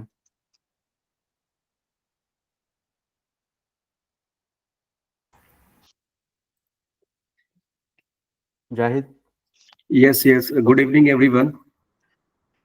Yeah. Good evening. Especially for हमारे president Bharti साहब को congratulations. Thank you. मेरा concern ये था कि अभी जो बिहार में सब लोग फेस कर रहे हैं प्रॉब्लम, जैसे करप्शन के रिगार्डिंग, इसमें सब लोग इन्वॉल्व हैं, जैसे जूनियर से लेकर सीनियर लोग, हर लोग करप्शन के फेस कर रहे हैं. अभी हम लोगों को करना है, उसके रिगार्डिंग हमें बताएं कि ये फेस को कैसे क्लियर किया जाए. जैसे हम लोग कभी किसी भी काम के लिए जाते हैं, जैसे कोई हमें अगर ट्रांसफर करवाना हो या कोई चीज का क्लियर करवाना हो, तो वो लोग पैसे की डिमांड करते हैं, वो चीज को पैसे की डिमांड करते हैं ताकि वो आसानी से काम हो जाए. वो रूल फॉलो नहीं कर पाते हैं. तो इस चीज को कैसे खत्म किया जाएगा? ओके जाहिद भाई, मुझे नहीं मालूम कि आपने जी सॉरी जाहिद भाई, मुझे लगता है कि आपने हमारे पहले कुछ क्वेश्चंस के आंसर शायद नहीं सुने हैं. जी, क्योंकि इस क्वेश्चन को मैंने बहुत अच्छी तरह से एक्सप्लेन किया था और कहा था कि मेरे ख्याल से करप्शन की शुरुआत चुनाव प्रक्रिया से होती है. आपने उसको सुना था या मैं उसको रिपीट करूं? आप एक बार फिर से बता सकते हैं, क्योंकि मैं नहीं सुना था. ठीक है. जी. तो बात सिंपल सी है, मेरे ख्याल से ये चीजें रिकॉर्ड हो रही हैं, वो आपको बाद में भी मिल जाएंगी. लेकिन जब चुनाव प्रक्रिया में एक कैंडिडेट 10 या 15 करोड़ रुपए लगाता है जीतने के लिए, तो जीतने के बाद उसका पहला एम होता है वो 10-15 करोड़ रुपए वापस लेना और 10-15 करोड़ और कमा लेना, जिससे कि अगले चुनाव में उसे आसानी हो. और जब वो विधायक या मंत्री इतने पैसे कमाना चाहता है तो वो कहां से लेगा? या ठेकेदारों से लेगा, या ट्रांसफर पोस्टिंग पे लेगा, या अपने नेक्स्ट लेवल के सीनियर ऑफिसर से लेगा. वो सीनियर ऑफिसर्स अपने जूनियर ऑफिसर से लेगा और ये साइकिल सबसे अंतिम स्टेप तक चलता है जहां पर पब्लिक इंटरैक्ट करती है गवर्नमेंट सर्वेंट से. और करप्शन ऐसे ही पब्लिक लाइफ में आती है. जन सुराज पार्टी के उम्मीदवारों से ये एक्सपेक्ट किया जाता है कि वो न तो बाहुबली ग्रुप से होंगे, न पॉलिटिकल जमींदार जो हम कहते हैं परिवारवाद, उनसे होंगे, ना ही पैसे वालों की जरूरत है हमें. हम जमीन से जुड़े हुए सच्चे ऐसे लोग चाहते हैं जो जनता के बीच काम करते हों और जनता उनको चुनती हो. यही होप है, यही आशा है, यही उम्मीद है कि ऐसे लोग जब हमारे विधायक बनेंगे और उनमें से कुछ मंत्री बनेंगे तो उनमें पैसे कमाने की वो लालसा नहीं होगी जो बाकी दलों के विधायकों और मंत्रियों में होती है. Hopefully, corruption will stop from the top and it will be forced to percolate down to the level where it reaches the public contact. ये बात समझ में आ गई? Yes, दूसरी okay. चीज, इसको अगर हेल्प कर दिया जाए अच्छे लॉ एंड ऑर्डर सिचुएशन से, तो इसमें डबल स्पीड से हमें फायदा मिलेगा. अगर कोई डेविएट करता है एंड इसके बावजूद हमारी पॉलिसी के बावजूद करप्ट है, तो बिना किसी लाग लपेट के, बिना किसी डर या कॉम्प्रोमाइज के उसके साथ सख्त कार्रवाई की जाए, ये हमारा उसूल होगा. डेफिनेटली. तो करप्शन का तो ये सवाल है, लेकिन मुझे मौका मिला है तो मैं थोड़ा समय लेकर इस पर एक और बात आपसे कहूंगा, आप सबसे. बिहार में पिछले 35-40 सालों में गुंडा राज और ये बाहुबलियों का राज इतना ज्यादा परकोलेट कर गया है कि आम जनता के दिलो दिमाग पर इसका असर आया है। कैसे? आज ये हालत है कि आम जनता जितना भी अपने अधिकार में उनके पास पावर है उसका मैक्सिमम यूज करना चाहती है। पता नहीं आप इसको समझेंगे या नहीं, मैं इसके लिए एक एग्जाम्पल देता हूं। बिहार में जनरली ट्रैफिक सड़कों पर कैसे चलती है? मान लीजिए एक लेन इधर से है और एक लेन उधर से है, कोई रेड लाइट आई तो इधर वाली पहली गाड़ी जो रुकी उसके बाद दूसरी गाड़ी रुकी, लेकिन तीसरी गाड़ी उसके पीछे नहीं रुकेगी, उसके बगल से आके रोड के दूसरी तरफ जाएगी, उसकी पीछे वाली गाड़ी रोड को और भी ब्लॉक करेगी। हर आदमी अपने अधिकार क्षेत्र में जितना चाहता है, जितना ले सकता है, उतना लेने के लिए तैयार है। उसको ये चिंता नहीं है कि ये समाज की बनी बनाई व्यवस्था के खिलाफ है। और जब ग्रीन लाइट आती है तो दोनों तरफ से ट्रैफिक जाम है, क्योंकि दोनों तरफ से पूरी सड़क भरी हुई है। ये बिहार में बहुत आम है और ये मैं इसको इंटरप्रेट करता हूं केवल इसलिए कि इस 40 साल की गुंडागर्दी में हम हर लेवल पे, आम जनता के लेवल पे, हमारे दिमाग में अपने हद तक पावर को इस्तेमाल करने की चाह उत्पन्न हो गई है। बिहार में लॉजिक कभी काम नहीं करता, क्योंकि यहाँ पे व्यवस्था जो कि लॉजिक पे बनती है उसको कोई ध्यान नहीं देता है। जब हम गुंडा राज खत्म करेंगे तो धीरे धीरे ये सिचुएशन भी वापस आएगी।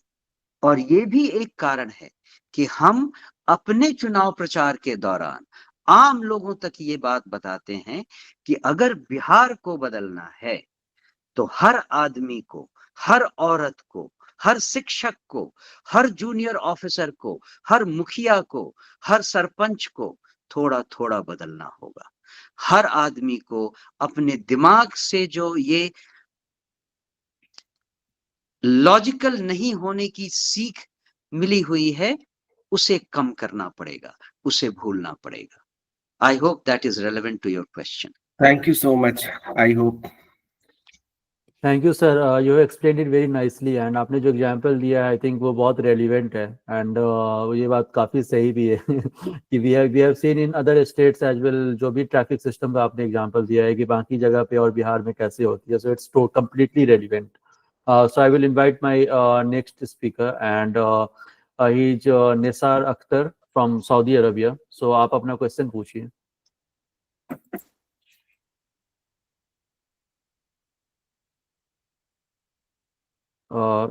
निसार भाई आप हैं? ओके। एक्चुअली निसार साहब अभी इमरजेंसी आ गई है उनके हॉस्पिटल में, so he has gone to the hospital. He's busy. Okay. He has sent a message to me. Okay, thank you. So I He is will. not available. Yeah, you can proceed with the next question, please. Okay.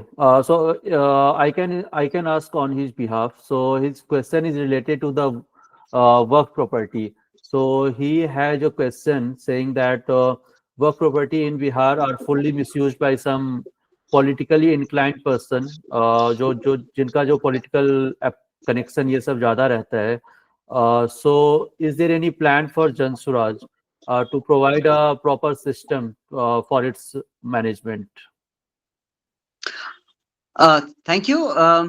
अभी मेरे ख्याल से हम लोगों ने इन ऐसे सारे विषयों पर कोई चर्चा नहीं शुरू की है और हम नहीं चाहते हैं कि हमारा अटेंशन डाइवर्टेड हो। हमारा प्योर अटेंशन अभी जनता तक अपना संदेश पहुंचाने का है और वो संदेश केवल बिहार को बदलने का और कैसे बदलने का है। वो हम चाहते हैं कि हम अपनी पूरी एनर्जी इस शॉर्ट टाइम हमारे पास जो अवेलेबल है उसमें हम उस पर डिवोट करें। Yeah, thank you, sir. So next speaker is Anwar Alam from Muscat. So आप अपना क्वेश्चन पूछिए। Good evening, all of you. Good evening. Hello, good evening.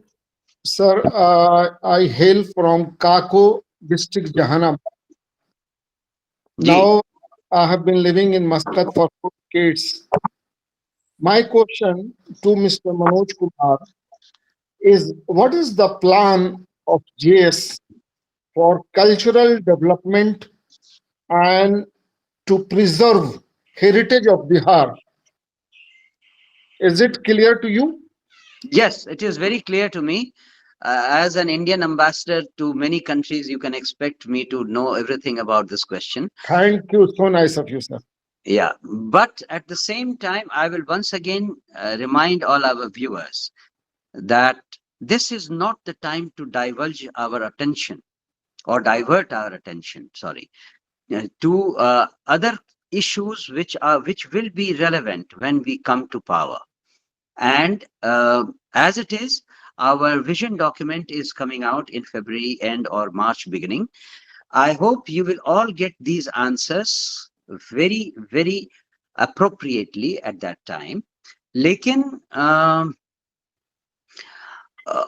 once again, मैं चूंकि इस पार्टी से बहुत रिसेंटली जुड़ा हूं और इसके पीछे, और जब मैं जुड़ा उसके बाद उपचुनाव आ गए, तो इन सारी विषयों पे चर्चाएं रुक गई थी, और मेरे पार्टी ज्वाइन करने के पहले तक जो चर्चाएं हुई हैं उसका बहुत स्केची इंफॉर्मेशन मेरे पास अभी तक है, इसीलिए मैं इन पर कुछ कमेंट नहीं करना चाहूंगा, और आपसे भी रिक्वेस्ट करूंगा कि let us concentrate on the target first, and the target is to reach out to as many people in Bihar as possible, encourage them to learn about Jan Suraj's changed dynamics, policies and politics.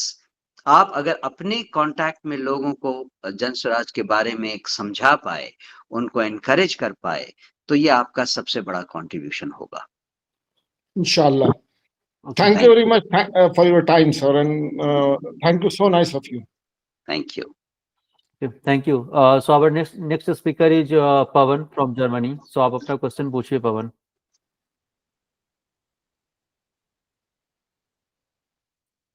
पवन. एक minute. ओ sir प्रणाम. प्रणाम पवन. हाँ जी, मेरा नाम पवन है sir. मैं basically Maharashtra Karnataka border से आता हूँ. तो अभी मुझे पता है कि प्रायोरिटीज थोड़ा सा ज्यादा से ज्यादा वोट ग्रैब करने का रहना चाहिए, but I am so sorry, थोड़ा सा हटके क्वेश्चन पूछूंगा मैं, क्योंकि हम लोग कुछ पीएचडी होल्डर्स हैं, कुछ काम करना चाहते हैं और हम कुछ कर भी रहे हैं थोड़ा पुणे के आजू बाजू में, बट स्टिल थोड़ा सा हम लोग इंथुजियास्टिक थे कि थोड़ा बिहार में भी कुछ करें, क्योंकि दो बातें हैं जो हम लोग थोड़ा रिसर्च करने के बाद है, या पूरा इंडिया में भी वो इश्यू है. एक है बहुत ज्यादा वेस्ट है और दूसरा बायोमास वेस्ट है, राइट. तो हम कुछ लोग मिलके थोड़ा वेस्ट मैनेजमेंट के ऊपर काम कर रहे थे. तो अभी ऑब्वियसली आपने कुछ क्वेश्चंस का आंसर देते समय बोला कि लॉ एंड ऑर्डर को थोड़ा ठीक ठाक करने के बाद ये ऑब्वियसली प्लान है आपके कि इंडस्ट्रियलाइजेशन करें, ताकि अर्लियर जो 100 कंपनीज आई थी, as of now only 20 are surviving there. But still मुझे ये पूछना है, सपोज हमको ऐसे कुछ स्टार्ट करना है काइंड ऑफ वेस्ट मैनेज करने के लिए, या कुछ पायलट प्लांट तक का कुछ प्लान करे अच्छे से, और वेस्ट को मैनेज करके एक आधा एग्जांपल सेट करे, ताकि लोगों को बोलने के लिए भी एक आधा एग्जांपल हो जाए कि हम लोग इस पर्टिकुलर क्षेत्र में काम कर रहे हैं. और जैसे दूसरा बात, खेती बहुत है ऑब्वियसली, तो उससे बायोमास बहुत ज्यादा जनरेट होता है. तो तुम बायोमास से चारकोल या इवन पेलेट्स बना सकते हैं, ताकि बहुत सारा एनटीपीसी जो है वो बहुत ज्यादा सब्सिडीज वगैरह देके वो खरीदता है, ताकि फार्मर्स को थोड़ा हेल्प हो जाता है इन चीजों के ये चीज करने से. तो मैं पूछ रहा था, ये सारा प्लान, सॉरी सर थोड़ा सा लॉन्ग हो रहा है, तो ये सारा प्लान मतलब 2025 के बाद वाला है या उससे पहले भी आप कुछ सोच रहे हो इसके प्रति, यही पूछना है sir. Thank you so much. Pawan, जो आप टेक्नोलॉजी जिसके बारे में आप बता रहे हो, हाँ जी, उसको हाँ जी. मैंने मूर्त रूप में इंडोनेशिया में देखा हुआ है. ये ऑलरेडी वहां हो रहा है. तो मुझे उस टेक्नोलॉजी के बारे में मालूम है. और आपका स्वागत रहेगा जब हमारा शासन हो जाएगा. आप जब भी आएंगे हम आपको पूरी की पूरी छूट देंगे, आप जो करना चाहें. उसके पहले क्या करें, ये एक बड़ा क्वेश्चन मार्क है. और मुझे नहीं लगता है कि मैं आपको एक पॉजिटिव और एनकरेजिंग रिस्पॉन्स दे सकता हूँ, क्योंकि अभी हमारे पास ऐसा कोई जरिया नहीं है जिससे कि हम आपकी डायरेक्ट मदद कर सके। हाँ, बिल्कुल मैं सर। आपको एक चीज कह सकता हूँ, और वो भी क्योंकि मैं ब्यूरोक्रेसी से आता हूँ, हाँ अगर जी। आप यहाँ आए और आपका प्रोजेक्ट कुछ अच्छा रहा, तो मैं आपको अपने कॉन्टैक्ट्स के थ्रू कुछ ऑफिसर्स से बात करवा कर एक पायलट प्रोजेक्ट तो शुरू करवा ही सकता हूँ। इतनी हाँ जी। मदद मैं अपने पर्सनल लेवल पे आपसे करवा सकता हूँ। बिल्कुल सर, बिल्कुल। Thank you so much. मतलब अभी इस चीज को लेके कुछ प्रपोजल्स वगैरह हम लोगों ने प्लान किया है, क्योंकि अभी मैं थोड़ा एक 10-15 दिन में इंडिया आ रहा हूँ इसी काम के वजह से।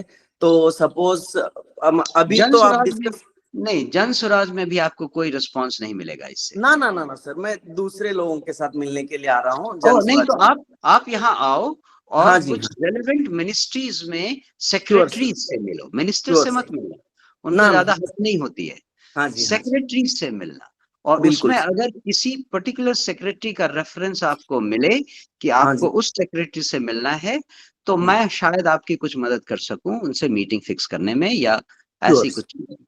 श्योर ठीक है, सर। बिल्कुल sir, thank you so much आपका टाइम के लिए। You're thank welcome. You. Yes. Thank you sir, Pawan के लिए काफ़ी हेल्पफुल होगा। And our next speaker is Sunil Singh from Indonesia. So Sunil भाई, आप अपना क्वेश्चन पूछिए। नमस्ते सर। नमस्ते सुनील, कैसे हैं आप? बहुत बढ़िया सर, आपसे ये तीसरी मुलाकात है। 2022 को गांधी जयंती पे जकार्ता में मिले थे आपसे। जी जी जी। 1 अक्टूबर को भी आपसे मुलाकात हुई थी जब हमारी ओवरसीज टीम मिली थी। तो आपको बहुत मुबारकबाद हो। उम्मीद नहीं थी और बहुत अच्छा लगा कि जिन्हें हम जानते हैं वो हमारी पार्टी के अध्यक्ष हैं। Thank you, thank you. तो मैं बेसिकली बिहार में, मैं बांडुंग में रहता हूँ सर, और मैं एक सप्लाई चेन प्रोफेशनल हूँ। एक सिंगापुर की मल्टीनेशनल कंपनी के लिए काम करता हूँ, और मैं पटना और गोपालगंज दोनों से, गोपालगंज मेरा पैतृक गांव हुआ और पटना में रहा हूँ। पटना में मैं एक स्कूल से संबंधित हूँ, जो कि मैं गरीब बच्चों को पुस्तक, किताबें, ये सब 80-20 मॉडल पे, मेरे दोस्त की स्कूल है तो मैं वो 20% स्पॉन्सर करता हूँ, 80% जो है वो पेड स्टूडेंट्स हैं। तो 20% हम लोग उतना भी स्पॉन्सर कर पा रहे हैं पर्सनल हैसियत से। मेरे गांव में मुझे अभी 2-3 महीनों के अंदर 1 महीने रहने का मौका मिला। तो तकरीबन 57 लोगों को मैंने जन सुराज से जोड़ा, वो कॉल सेंटर के हिसाब से, जो कॉल मिस कॉल वाली पे। तो 57 लोग उसमें ऑलरेडी जुड़े हैं डायरेक्ट मिस कॉल करके। और उसमें कुछ और सवाल था उसमें, पर्टिकुलरली माइग्रेशन को लेके। तो माइग्रेशन में बेसिकली अपने पास 2 टाइप के लोग हैं जो माइग्रेट करते हैं। एक है जो कृषि से क्षेत्र से संबंधित हैं, जो पंजाब, हरियाणा और कहीं पे जाते हैं, जहाँ पे वो केरल में और कहीं पे। और दूसरे हैं जो हमारे ब्लू कॉलर जॉब्स हैं, और तीसरे जो हैं वो सीनियर लोग हैं, IIM IITs जो टॉप लेवल पे हैं। तो कुछ सवाल उनके तरफ से थे कि हमारा इंडस्ट्रियलाइजेशन कब होगा। मैट्रिक्स में देख रहा था तो उसमें था कि हमारा जैसे 100% बेस लाइन अपना नेशनल है, तो बिहार में पर कैपिटा 22% है, ठीक है। और इंडस्ट्रियल कंट्रीब्यूशन हमारी बिहार की GDP में भी आधी है, मतलब 30% नेशनल है तो 15% हमारा है, ठीक है। एग्रीकल्चर से भी संबंधित है, जैसे बिहार की जमीन तो काफी उपजाऊ है, लेकिन 49% ही जो है हमारी खेती में काम आती है। और एग्रीकल्चर भी जो पर हेक्टेयर है वो 100 में, मतलब हमारा बेस लाइन से 65% है। तो मैं ये सोच रहा था कि बहुत सारे सवाल उनसे आते हैं, और शायद मैं इस सवालों का जवाब अच्छे से नहीं दे पाता हूँ, पर्टिकुलरली इंडस्ट्री कैसे लगे, क्योंकि हमारा बेस लाइन से काफी कम है, हम आधे में है, आधे से भी कम है, और एग्रीकल्चर में भी है। तो उसमें मैं सोच रहा था कि जनसुराज की तरफ से उसमें हमारा विजन क्या है। आपने बहुत लंबा सवाल पूछा है, जवाब बहुत छोटा है। इंडस्ट्रियलाइजेशन से related, whether it is agricultural industrialisation और अदरवाइज, हमारी नीतियां अभी भी अंडर डिस्कशन है और ये फाइनलाइज नहीं हुई है। तो hopefully by the time this vision document comes, all these things, ये सारी चीजें डिस्कस हो चुकी होंगी और उस पर हमें डायरेक्शन मिलेगा और हम लोगों को बताएंगे कि हमारी नीतियां क्या है। जन स्वराज की नीति क्या है ये अभी कहना प्रीमेच्योर होगा और सही नहीं होगा।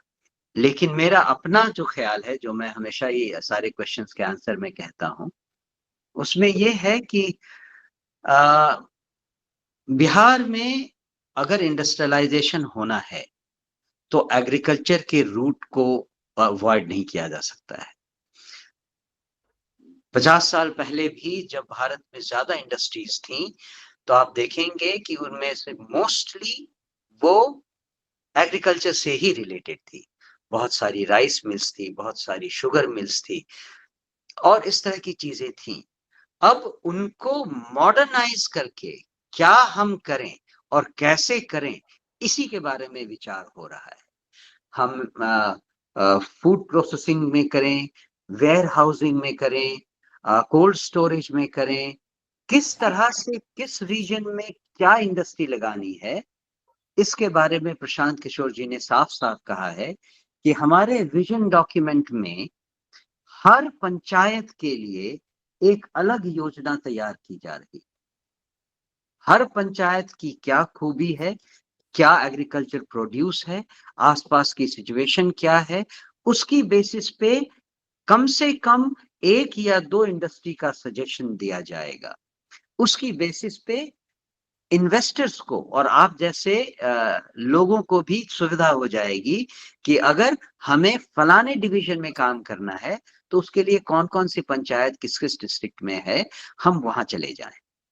इस तरह से एक डायरेक्शन सा मिलेगा एक बार जब हमारा विजन डॉक्यूमेंट बाहर आएगा।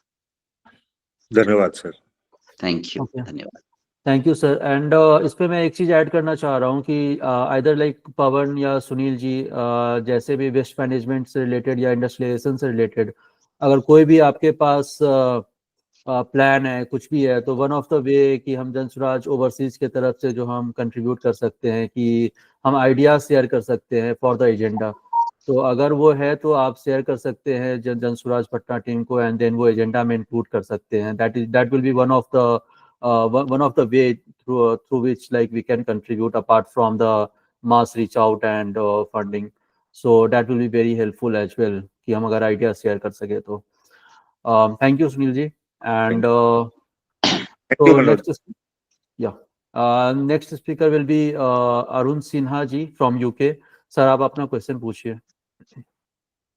Good evening everybody. मैं पटना से बिलोंग करता हूं और पटना मेडिकल कॉलेज से पास करने के बाद, मेडिकल डिग्री लेने के बाद मैं यूके आया 1982 में और उस समय से मैं यहाँ नेशनल हेल्थ सर्विस में इन्वॉल्व हूँ। मेरा क्वेश्चन एक पॉलिसी मैटर से है मनोज जी। मैंने सुना कि प्रशांत जी को ये कहते हुए कि जिसकी जितनी आबादी उसकी उतनी हिस्सेदारी, इस प्रिंसिपल को जन स्वराज फॉलो करेगा। और मैं इन प्रिंसिपल इस बात से एग्री करता हूं कि हर कास्ट में अच्छे लोग हैं और इक्वलिटी के लिए ये सोचा गया है कि जिसकी जितनी पॉपुलेशन हो उस बेसिस पर उतने लोगों को लिया जाएगा। मेरा 2 कंसर्न है इस मामले में। पहला तो ये कि how this will be decided based on the population of Bihar, कि कितने लोग किस ग्रुप से कितने लोग आएंगे as a candidate for election, और जीतने के बाद कैसे फॉर्मेशन होगी गवर्नमेंट में, किस ग्रुप के लोगों को लिया जाएगा। क्योंकि it is a very difficult process to choose कि कितना परसेंटेज पॉपुलेशन है, कितने लोग का होना चाहिए। ये एक बात। दूसरी बात कि बहुत से छोटे ऐसे पॉपुलेशन ग्रुप हैं जिनका कि बहुत कम परसेंटेज है सोसाइटी में, लेकिन इट इज पॉसिबल दैट उस छोटे से ग्रुप में भी बहुत ही ब्रिलियंट लोग होंगे। तो हम लोग यदि पॉपुलेशन को ही मेन इशू मानकर यदि चलेंगे तो उस ग्रुप के लोगों को तो चांस नहीं मिलेगा, क्योंकि उनका पॉपुलेशन परसेंटेज बहुत कम है। तो how to solve these practical issues, आपकी राय क्या है? Thank you Arun ji for your question. लेकिन मुझे लगता है कि आप इसको थोड़ा ज्यादा ही डाइसेक्ट कर रहे हैं। अगर आपने प्रशांत किशोर जी की बातों को ध्यान दिया होगा तो उसमें उन्होंने पूरी सोसाइटी को 5 ग्रुप में बांटा है। ये आपने सुना और देखा है अरुण जी? नहीं, 5 ग्रुप के बारे में मुझे नहीं मालूम है। अच्छा, तो यही मेरे ख्याल से यही आपके दिमाग की कंफ्यूजन है। जो सवाल आपने पूछा उसका सिंपल सा आंसर ये है कि पूरी सोसाइटी को 5 ग्रुप में बांटा गया है, स्टार्टिंग फ्रॉम दलित्स, माइनॉरिटी, अति पिछड़ा वर्ग और सवर्ण। ये 5 ग्रुप हैं और इन पांचों ग्रुप की अभी जो जाति सेंसस हुई थी उसके सेंसस के हिसाब से परसेंटेज फिक्स की गई है और उसके हिसाब से उन्होंने ऑलरेडी अनाउंस कर दिया है। फॉर एग्जांपल कि दलित ग्रुप से 40 एमएलए होंगे, माइनॉरिटी से 40 होंगे, अति पिछड़ा से 75 होंगे और भी जो नंबर्स हैं वो अभी मुझे एग्जैक्टली याद नहीं है। लेकिन 243 में ये नंबर्स उन्होंने फिक्स किए हैं। अब जो दूसरा सवाल आपने कहा कि ऐसे बहुत छोटे छोटे ग्रुप होंगे, एक्चुअली वो हर छोटे ग्रुप के बारे में ये कैलकुलेशन नहीं है। वो भी छोटे छोटे ग्रुप इनमें से इन 5 में से किसी न किसी एक ग्रुप में जरूर फॉल इन करेंगे। तो अगर उसमें ब्रिलियंट लोग हैं, मेरिटोरियस लोग हैं, तो वो उस ग्रुप को रिप्रेजेंट करेंगे। ये बहुत सिंपल सी बात है। और अंतिम बात ये जो आपने सवाल उठाया कि जब मंत्रिमंडल बनेगा तब इस हिस्सेदारी और भागीदारी का क्या रूप होगा, उसके बारे में बाद में सोचेंगे। अभी सारी चिंता अपने सिर पर क्यों लें, देखेंगे उसके बारे में, है ना? ठीक है। जस्ट फॉर एग्जांपल मान लीजिए कि कोई कैंडिडेट पारसी ग्रुप का है बिहार में, तो वो किस ग्रुप का है? पारसी समुदाय। माइनॉरिटीज हुआ ना, पारसी इज माइनॉरिटी। अच्छा, तो माइनॉरिटी ग्रुप में आ जाएगा। तो माइनॉरिटी में मुसलमान, पारसी, सिख सारे लोग आएंगे। सिख, क्रिश्चियन, आप जिसको भी इंक्लूड करना चाहें। तो those who are not Hindu will be in the minority. ठीक। Absolutely. Thank you. Okay. Thank you, Arun sir, and thank you, Manoj sir. So our next speaker will be Pawan from UK. So I think आप अपना question पूछिए, and I think आपका जो first question था कि Manoj sir why he was reluctant to join the politics, I think he has already answered. So आप अपना second question पूछ सकते हैं। Thanks for giving me opportunity, but I think second one also he answered it, like so how was the experience, but my third and fourth question is not answered, so can I ask that one? So Pawan, can I say if you ask you only your third question, we have a few more people to ask questions, so unko phir hum chance Okay, denge. so if it is one, so I will ask my fourth question. That is, I think. Can I just say, sir, Pawan was so enthusiastic. He had 4 questions lined up, and it's so lovely to see young people do that. But only ask your third question, Pawan. Yeah, Thank you. fourth, not third one. I'm asking the fourth one. Yeah. So Manoj ji, मैंने देखा है कि जनसुराज और PK always encourage की youngsters को participate करना चाहिए, not just as a member at जैसे पॉलिटिकल, बट रीसेंट पास में उन्होंने जब आपकी लास्ट 2 साल से जो पद यात्रा चल रही थी उस टाइम पे भी बहुत इनकरेज हुआ था। यूथ क्लब की बात होती थी, जैसे नुक्कड़ सभाएं होती थी, यूथ क्लब की बात होती थी, वहां पे वो बोलते थे कैसे यूथ क्लब खुल रहे हैं, Ambedkar group, Gandhi group and all दो stuff.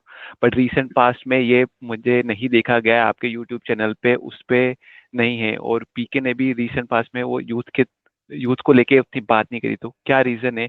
Are you not getting proper response from the youth clubs? People are not performing this carrom board thing and all this community you want to build around, and और आप चाहते थे कि ये लोग grass root level पे आपके लिए काम करें, डिस्ट्रिक्ट लेवल पे इलेक्शन लड़ें और ब्लॉक लेवल पे और छोटे पंचायती, और that is also I think you are saying that आपको आपकी ऑर्गेनाइजेशन बिल्ड करनी है छोटे लेवल पे। तो ओवर टू यू, लाइक क्या है इसका answer? Okay, thank you Pawan for your question. It's a relevant question but उसका आंसर भी बहुत सिंपल ही है। पिछले लगभग 2 महीने से, आज क्या तारीख है, 1 तारीख है, 2 महीने से हम सब लोग पहले तो पार्टी फॉर्मेशन, उसके बाद इलेक्शन मोड में चले आए थे। इसीलिए युवा क्लब के बारे में ज्यादा बातचीत नहीं हो पाई है पब्लिक स्फेयर में। लेकिन मैं आपको बताऊं कि काम कंटिन्यूअसली चल रहा है। और जब मैंने पार्टी ऑफिस ज्वाइन किया था 3 अक्टूबर को, तो मुझे जो सबसे बड़ा सेक्शन अपने पार्टी ऑफिस में दिखाई दिया वो यूथ क्लब का सेक्शन था। सबसे ज्यादा लोग यूथ क्लब से ही रिलेटेड थे जो पार्टी ऑफिस में काम कर रहे थे। यूथ क्लब अभी भी बहुत ज्यादा एक्टिव है, लेकिन इलेक्शन के मोड के दौरान जितने भी यूथ क्लब थे उनके मेंबर्स हमारी सहायता के लिए उन 4 उपचुनाव क्षेत्रों में आए हुए थे। अब जब वो वापस चले गए हैं तो फिर से हमारी वो एक्सरसाइज शुरू हो गई है, और आपको भरोसा दिलाते हैं कि वो हमारे पूरी थिंकिंग प्रोसेस का एक अभिन्न अंग है और बहुत स्ट्रॉन्ग पार्टिसिपेशन है उनका। हम उन पर बहुत ज्यादा भरोसा करते हैं। मैं आज भी जो एक जनसभा में गया था अभी शाम में, मोहन क्या नाम है उसका, यहाँ से लगभग 90 किलोमीटर दूर है, बख्तियारपुर के पास मोकामा। वहां पे जो जनसभा हुई थी वो हमारे युवा क्लब के ही मेंबर्स ने ऑर्गेनाइज की थी। तो ये सब चीजें हो रही हैं, और मेरे ख्याल से अब उस मोमेंटम को फिर से पिकअप करने का समय भी आ गया है। I hope I have answered your question. Yeah, thank you. Yeah, thank you, sir. So next speaker will be Pawan. Next speaker will be Gautam from Singapore. So आप अपना क्वेश्चन पूछिए।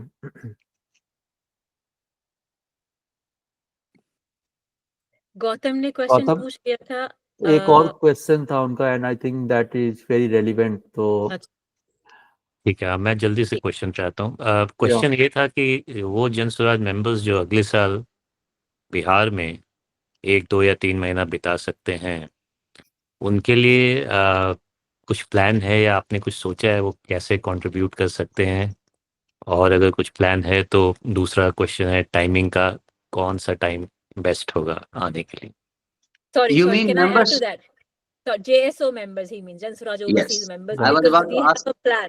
We have Yeah, a I plan was of about to quite ask a few that. people coming over, hopefully, nearer to the election. So आप थोड़ा सा हमें उसके बारे में बताएं. Very good question, Gautam. Fantastic. अभी to tell you the truth, हमारे पास ये विचार पहली बार आया है और हमने इस पर अभी तक कोई चर्चा नहीं की है। वैसे भी अगर ये समय आना है तो मेरे ख्याल से इलेक्शन के 3 महीने पहले ये ज्यादा रेलेवेंट होगा। लेकिन अगर आप में से किसी के पास कोई आइडिया है कि आप किस तरह से स्ट्रक्चरल फॉर्मेशन में कुछ हेल्प करना चाहते हैं तो यू आर ऑलवेज वेलकम। लेकिन as far as electioneering is concern, जब चुनाव के डेट्स नजदीक आएंगे उस समय के लिए कुछ स्पेशल अगर सोचा जाएगा तो उसके बारे में अभी कोई चर्चा नहीं हुई। Sir, can I add? Go on, Gautam. Yeah, Gautam, you wanted to say something? No, please go ahead. I'll add after you. हाँ, so I was saying, sir, प्रशांत ने कुछ मीटिंग्स में ये कहा है कि people should, try and come near election to help out with, election के time canvassing करने के लिए या बात करने के लिए लोगों से। तो हमारे कई members का ये plan है कि हम आएंगे. It would be very helpful if you and Prashant in your conversations and planning keep that in mind, because there will be a number of people who would be willing to come over, and just some kind of organized plan for us to to know where we could be based, हमें क्या करना होगा, हम किस तरह help कर सकते हैं, and for us to know that in advance will help us book our tickets, take leave from work, because we are all volunteers and we are all professionals. तो हमें थोड़ा सा एडवांस में नोटिस चाहिए होगा तो हम छुट्टी ले सकते हैं. हम मोस्ट लाइकली 2 हफ्ते से ज्यादा के लिए आएंगे, 2 हफ्ते एटलीस्ट. तो थोड़ा सा कि कहाँ रहना होगा, किस तरह से काम करना होगा, हम किस टीम के साथ अटैच हो सकते हैं. That would be very helpful for us to give that in advance to people across the world, basically. Gautam, go on. लेकिन इस सवाल के जवाब में मैं एक चीज आपके जहन में डालना चाहूंगा।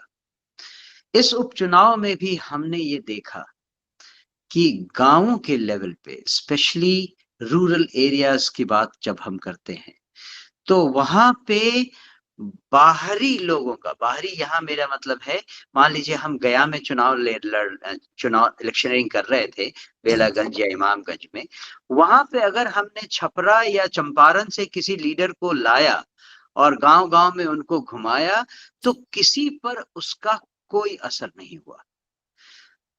गांव के लेवल पे उनके आसपास के जो लोग हैं, उस पर गांव वालों का ज्यादा भरोसा होता है। गांव वालों के इंटरेस्ट बहुत सिंपल होते हैं। अगर हमें कुछ प्रॉब्लम है तो हम किसके पास जाएं? अगर आपके ग्रुप में इलेक्शनिंग करते समय वैसा कोई चेहरा उनके आसपास के इलाके से है, तो वो ज्यादा खुश होते हैं। अगर हमको अपने बच्चे के एडमिशन के लिए कुछ करना है, हमको एम्स में किसी से कांटेक्ट करना है, हम किसको अप्रोच करें? ये उनकी ज्यादा हेल्प करती है बात। हमने देखा कि रूरल एरियाज में कैंपेनिंग करते समय जिन बाहरी लीडर्स को लेकर हम गए थे, उनसे हमें बहुत ज्यादा मदद नहीं मिली। लोग उनसे कनेक्ट नहीं कर पाए। I hope you understand my point. इसको पहचानने के लिए रूरल एरिया के डायनेमिक्स को समझना बहुत जरूरी है। I appreciate your enthusiasm to come and take part in the election process, but I fear that it may be exciting experience for you, but it may not be useful to influence people and voters on the ground, because they will not relate to you. Their concerns are very, very down to earth. They want recognizable face जो मुसीबत के समय उनको साथ में दिखाई देंगे। I think, sir, I understand completely your point, and I think it's a very fair point. But I think if we were able to plan it and strategize in a way where someone like me who's not even a Bihari, so gaon pe to they will not understand, basically me in a sense कि मैं उनको वहाँ belong नहीं करती. But for someone like me, I could be able to convince students. शहरों में, universities में जाके मैं बच्चों से बात कर सकती हूँ। मेरा एक प्रोफेशनल एक्सपीरियंस है, मेरी एक अंडरस्टैंडिंग है, बाहर 25 साल से मैं रह रही हूँ। So people like us, we could give a list of who wants to come and what their strengths are, and we could really harness those strengths, and we might have to just think about it a little bit more and utilize that. That could be an option. I'm not saying it has to be, but it could be. No. This is a fair option, and I would like to refine this thing a little bit. उपचुनाव की बात दूसरी थी। अभी हम 243 सीटों के चुनाव में जा रहे हैं। पूरे बिहार में कहीं भी, जहां भी आपका एरिया है, आपका गांव है, आपकी फैमिली है, वो हमारे लिए रेलेवेंट है। इसीलिए आप अपने एरिया में, आप किसी कस्बे में हैं तो वहां, आप किसी शहर में हैं तो वहां, अपने हिसाब से एक इन्फ्लुएंशियल ग्रुप को अगर आप इंटरैक्ट कर सकें, या आप हमसे कहें कि हमारा इंटरेस्ट इस एरिया में है जहां हमारे कुछ फैमिली के लोग भी रहते हैं, मुझे लगता है कि हम वहां पे इस ग्रुप को अच्छी तरह से समझा सकते हैं, उनसे बात कर सकते हैं। इंडस्ट्रियलिस्ट का ग्रुप एक हुआ, एकेडमिशियंस का ग्रुप एक हुआ, बिजनेस पीपल का ग्रुप हुआ, स्टूडेंट्स का ग्रुप एक हुआ। इन सब कैटेगरीज में आपका इंटरैक्शन अगर पॉसिबल हो, that will certainly help, and we will certainly encourage this in line of what Prashant Kishore ji has already said, and we will incorporate that into our electioneering process. बस एक चीज add करना चाहूंगा, apart from direct on the ground, एक background में रह के भी हेल्प की जा सकती है। जैसे इस ग्रुप में काफी लोग हैं जो टेक्नोलॉजी से रिलेटेड हैं, तो एक छोटा सा एग्जांपल है कि आर्टिफिशियल इंटेलिजेंस का कैसे इलेक्शन में यूज हो। कुछ लोग होंगे जो आर्टिफिशियल इंटेलिजेंस एक्सपर्ट्स होंगे हमारे जेएसओ में। एक एग्जांपल दे रहा हूँ, ऐसा करके काफ़ी सारे आइडियाज़ हो सकते हैं जो अवेयरनेस बढ़ाने में या इलेक्शनिंग में भी हेल्प करें पीछे रहकर। Should I be very frank about this? Yeah. I would like to say that this area falls in the realm of Prashant Kishore ji and his team. They are the professionals. They are the Rananitikar. They are the strategists. And they will certainly like to make use of all the new technology that you or others can provide. I am sure that is perhaps why he was so forthcoming in saying that, yes, we will use you when election time comes close. Thank you, sir. And I agree कि messenger is very important. I also got a similar feedback जब मैं अभी बिहार में था, क्योंकि it's not about the overseas members, but जन Swaraj professional team के members जो थे वो अभी बाई इलेक्शन में काफी एक्टिव थे. And I got a feedback कि लोकल लीडर्स फ्रंट फुट पे नहीं खेल रहे थे और प्रोफेशनल टीम के मेंबर्स ज्यादा फ्रंट फुट पे खेल रहे थे. And people they were able to say कि ठीक है जन स्वराज है and whatever the principles and all those things, but जो एक कनेक्शन बैठना चाहिए जो कि लोकल लीडर्स के साथ वो गांव रूरल एरियाज में बैठ सकता है, वो वहां पे नहीं बैठ रहा था. And that would B one of the important aspect जो 2025 के लिए जरूरी होगा. But at the same time I think हम लोग के बीच से काफी लोग अभी ऐसे भी हैं जो कि अभी भी गांव से अपने अपने टाउन से जुड़े हुए हैं. And that would B impactful कि अगर हम वहां पर जाके कैंपेनिंग करें या जो भी. और जो लोग नहीं हैं they can definitely look into the administration side, strategy, administration, a lot of aspects are there for the election. Okay, so I will invite now Sailesh. I think he has some question. And so Bharti sir, we are so satisfied with all your answer. It's really amazing to hear you today. One last thing that I'm coming back again. My name is Sailesh, to ask one more question. I know we waited for Jan Swaraj and we know the every mission and vision. One thing I want to clarify to my people in USA chapter that our vision is going to be 3 in the education side. First, basic education, then college education, and third will be the higher education, because without higher education, we will not excel in our mission, you know. So what is your thought? And I'm sure that you have thought on higher education too, after school, college, and then higher education is also in our agenda. Just we want your comment on this. Can I quickly add to that? Shailesh is a scientist, and Shailesh has added a whole plethora of scientists from USA to our USA chapter. But not just USA, all our chapters has a huge number of scientists who are associated. Europe में हमारे बहुत सारे scientists हैं और UK में हैं. And these are amazing people. उनके लिए बहुत important है ये इस चीज को थोड़ा समझना कि हमारी क्या पॉलिसी रहेगी और हम कैसे रिवाइव कर सकते हैं बिहार की एजुकेशनल हिस्ट्री, स्पेशली विद हायर एजुकेशन. तो शैलेश का क्वेश्चन बहुत इंपॉर्टेंट है सर, और ये हमारे मेंबर्स के सुनने के लिए बहुत important. Thank you, Nilofar. Thank you for this explanation, because without this explanation, I was going to give a shorter answer. Now I'll have to say something more on this and elaborate it. See, my first, Sailesh, thank you. My short answer was very simple. It was that higher education is part of our elaborate education policy, but you can get the drift of our higher education policy by the statement of Prashant Kishore ji that we want the change that we want in Bihar. Bihar में जो हम बदलाव चाहते हैं वो उसका सही स्वरूप ये है कि 10 साल बाद बिहार के बाहर के स्टूडेंट जब हायर एजुकेशन चाहेंगे तो उनको बिहार आने को मजबूर होना पड़ेगा. That is the vision of higher education.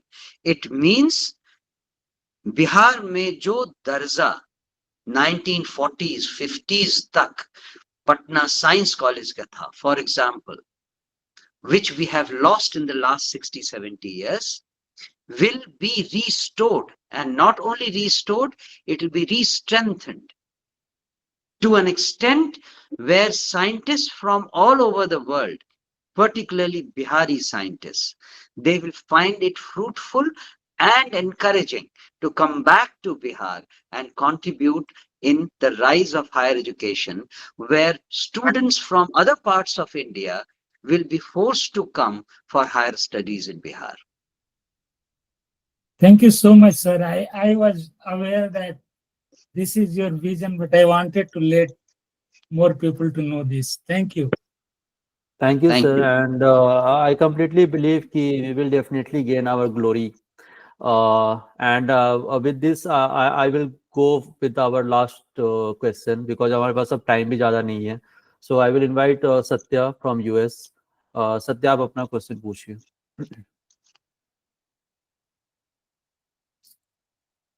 Satya. अतिथि भाई एक और हैंड रेज किया हुआ है, जफरुल हसन मुजाद, उनसे ले लीजिए ना. ओके, सत्या नहीं है I guess. So Zafarul sir, आप बताइए क्या क्वेश्चन है आपको.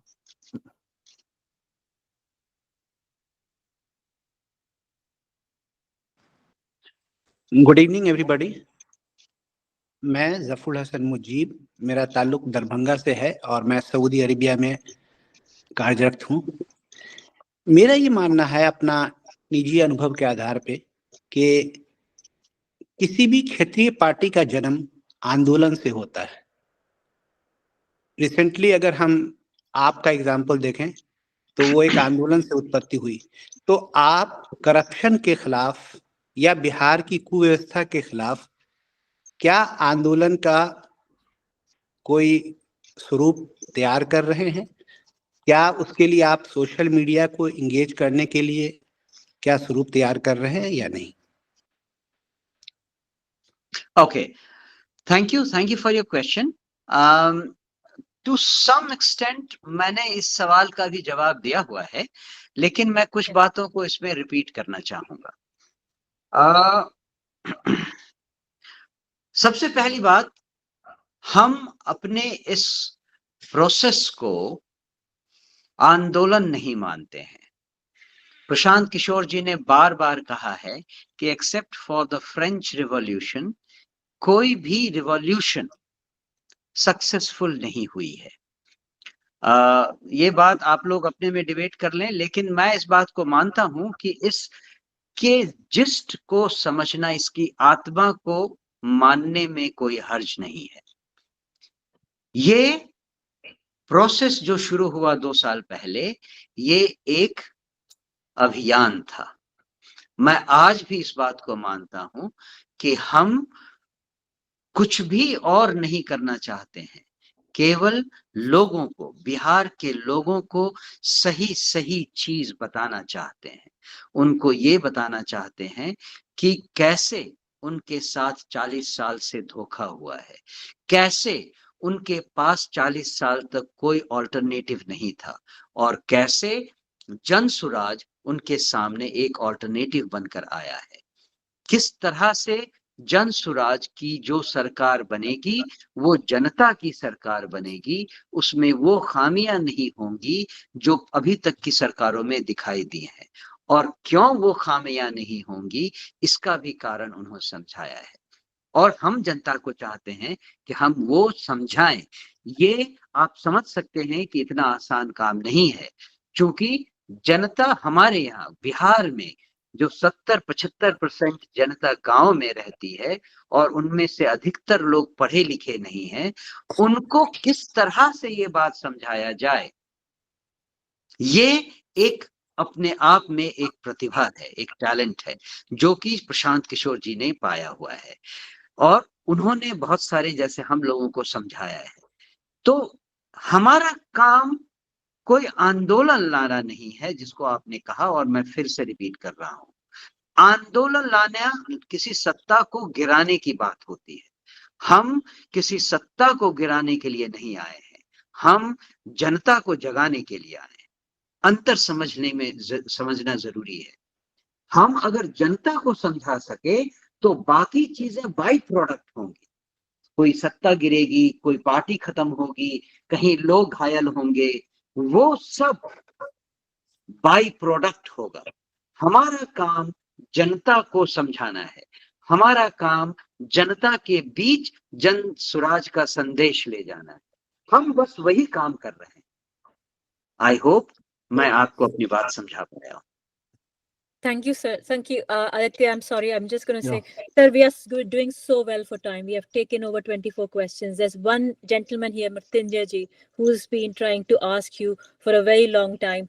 तो उनको हम allow कर देते हैं और हमारा जो young person था Satya, he had a lovely question from USA. If you don't mind, वो ये दो मैं उसका question बोल दूंगी अगर उसके बाद हम finish कर सकते हैं. Thank you so much for your time. That's fine. Mrityunjay ji No आप problem. जल्दी बहुत succinctly बहुत short पूछिए please. बहुत शॉर्ट ही रखूंगा। सबसे पहले सबको जय Bihar. Thank you so much for allowing me. मेरा एक क्वेश्चन मनोज जी आपसे है कि हम जितना भी जनता को समझाने की कोशिश करें सब कुछ सही है, बट जो इलेक्शन के प्रीवियस डे वो जो 500,000 रुपीज में जो निकल जाते हैं वोट दूसरे को देते हैं, उससे हम कैसे हैंडल करेंगे?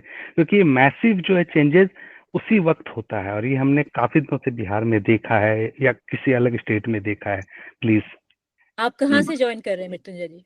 मैं कनाडा से हूँ और जमुई नाता है मेरा बिहार में जी। ऑल राइट मृत्युंजय, जो सवाल आपने पूछा है उसके उत्तर में मैं दो चीजें कहना चाहूंगा।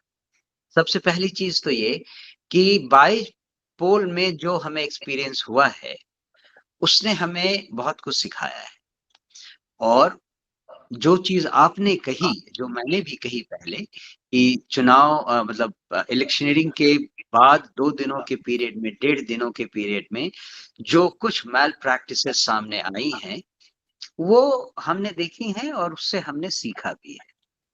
लेकिन दूसरी बात जो है वो ये कि मैंने पहले कहा कि हम 40% वोट शेयर पे अपनी आंख गड़ाए हुए हैं। 40% vote share consists of 1.8 crore out of 4.58 crore people जो एक्चुअली वोट करेंगे on an average.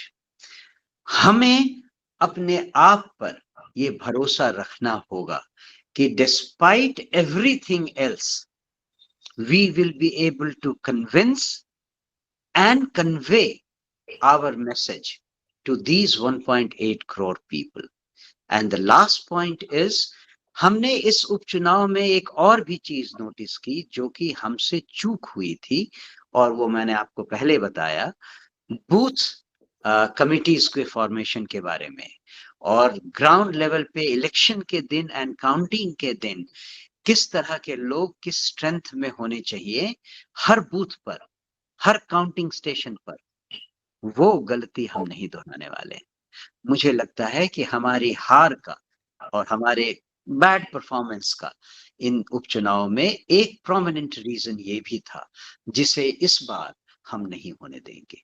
I hope we will be able to influence 1.8 crore people with our honesty and clarity. इंशाल्लाह हम कामयाब होंगे। Thank you sir. Thank you. बस last question sir, क्योंकि वो सत्या का क्वेश्चन मैं ले लूं फिर हम क्लोज करेंगे। Aditya, allow me that question and can close. Satya हमारा बहुत यंगेस्ट मेंबर है, आई थिंक यूएसए में पीएचडी कर रहा है केमिस्ट्री में, if I am not wrong. He studied in Eicher which is a science institute in Kerala, and he has been to Padyatra in August as well. 15 days he was there. I stayed in Kerala for 5 years for my studies, and I saw a very good government local bus system, a system which helps a lot of local Kerala people, its economy and education. And what would be Jan Suraj thoughts on public transport and improvement for normal people in Bihar?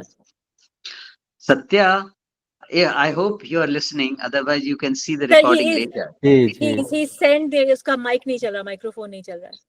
Oh, okay. So, if you are listening, I think you have taken, what should I say, two opposite ends of the pendulum or spectrum. Because Kerala comes on completely the other side to Bihar in many ways. और सबसे important aspect है educated mass. वहां केरला में जो आप education का level देखते हैं उससे ठीक ऑपोजिट है public education level in Bihar. मैं आपके सवाल के उत्तर में केवल इतना ही कहूंगा कि जन स्वराज के शासन को आने दीजिए। हम आपसे प्रॉमिस करते हैं कि जो भी चीजें लॉजिकल होंगी, क्योंकि आपने जिस बस सर्विस के बारे में कहा, it has come out of sheer logic from educated people. Those people have seen a deficiency and they have decided to meet those requirements and the bus system has started.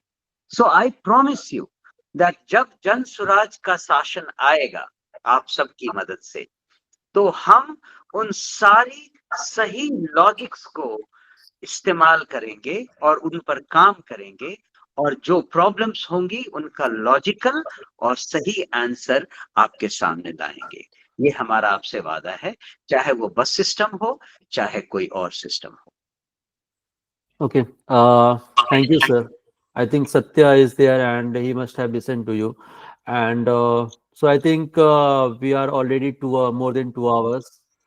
So we will try to close this meeting now, and we will keep other questions. I am really sorry about the questions and the people who to whom I am unable to invite for this meeting. Next time you can send your questions in advance, and we will try to take and prioritize those questions definitely. Personally, I have find this meeting very illuminating and very useful, and I hope we all have learned a lot from you. I am getting messages that you have very patiently answered all our questions, and I would say very diplomatically as well. Being a diplomat, we can understand you can be very well in that. So and no, I would like to just add a few lines here. Okay. That I have been as frank as I can be and as honest as I can be, and I also promise you that whenever in future you feel like talking to me in a group, I'm always available, and I wish all of you the very best. Thank you. Thank you so much, sir, for this these kind words. And I believe the message is very clear कि अभी से हम लोगों को next जो भी 11 month या 10 months है, हम लोगों को जितना हम contribute कर सके through from here as well as last में हम पहुंचेंगे वहाँ 2-3 महीने के लिए, 1 महीने के लिए, जितना भी हम contribute कर सके in whatever way we can do, हम लोग वो करेंगे, and definitely we will win 2025 election. So Nilefar, do you want to say something in there? Yes, I just wanted to say a huge thank you to Manoj sir. Thank you so much. This has been our first opportunity. ये meeting record हो रही है. हम इसको कोशिश करेंगे. We have Jan Swaraj YouTubers with us recording it too. We will try and release it. So I hope as many people as possible watch this. आपके सारे answers इतने अच्छे हैं. हमारा WhatsApp groups जो हैं सारे they have been abuzz throughout your meeting. जब से आपने answer देना शुरू करा, everybody is saying how positive and how lovely it is and how calmly and patiently you've answered all our questions. बहुत हमें मालूमात हुई है. I would like to say जितने भी लोग हमें एक point में 75 people joined, which is a maximum for us in a sense of calling this meeting at such short notice. So everybody in JSO chapters has worked really hard. I'm so ever so grateful for everyone. I'm so sorry for people who raised hands and we could not invite. Sir ने कहा है we'll try and do this in a few weeks or months time again. There's so much to learn from you. बस आप लोग सब ये message अब हम जितने भी लोगों ने ज्वाइन किया था, सर का मैसेज आपने सुना है. Take it to every person you can in Bihar but also overseas में आपके जितने भी जानने वाले हैं, आप उनको ये मैसेज दीजिए. हमें ज्यादा से ज्यादा लोगों को हमारे साथ जोड़िए, हमारा OJSO ग्रो करे और उसके साथ साथ हम सब ग्रो करें. And the email address that is there, just email us. And thank you so much for everything, sir. We are ever so grateful for you to join us. Thank you once again. All the best to everyone. Thank you. Take care. Bye-bye. Thank you. Bye. Bye. Bye everyone. Bye. Bye. Thank you. Bye. Bye. Very nice. Bye, sir. Bye. ये प्रशांत रुको. Thank you Aditya. Aditya well done. हम लोग रुक जाएगा अभी. जिनको रुकना है रुक जाएगा. हम प्रशांत रुकेगा. हम लोग को ज्यादा कुछ बात करना है अभी. सर मैं जाऊँ फिर. रंजीत भाई आज सब लोग रुक जाओ भाई. मेरे को नीलोफर जी आप जा सकती हैं. मुझे भगा रहे हो आप लोग.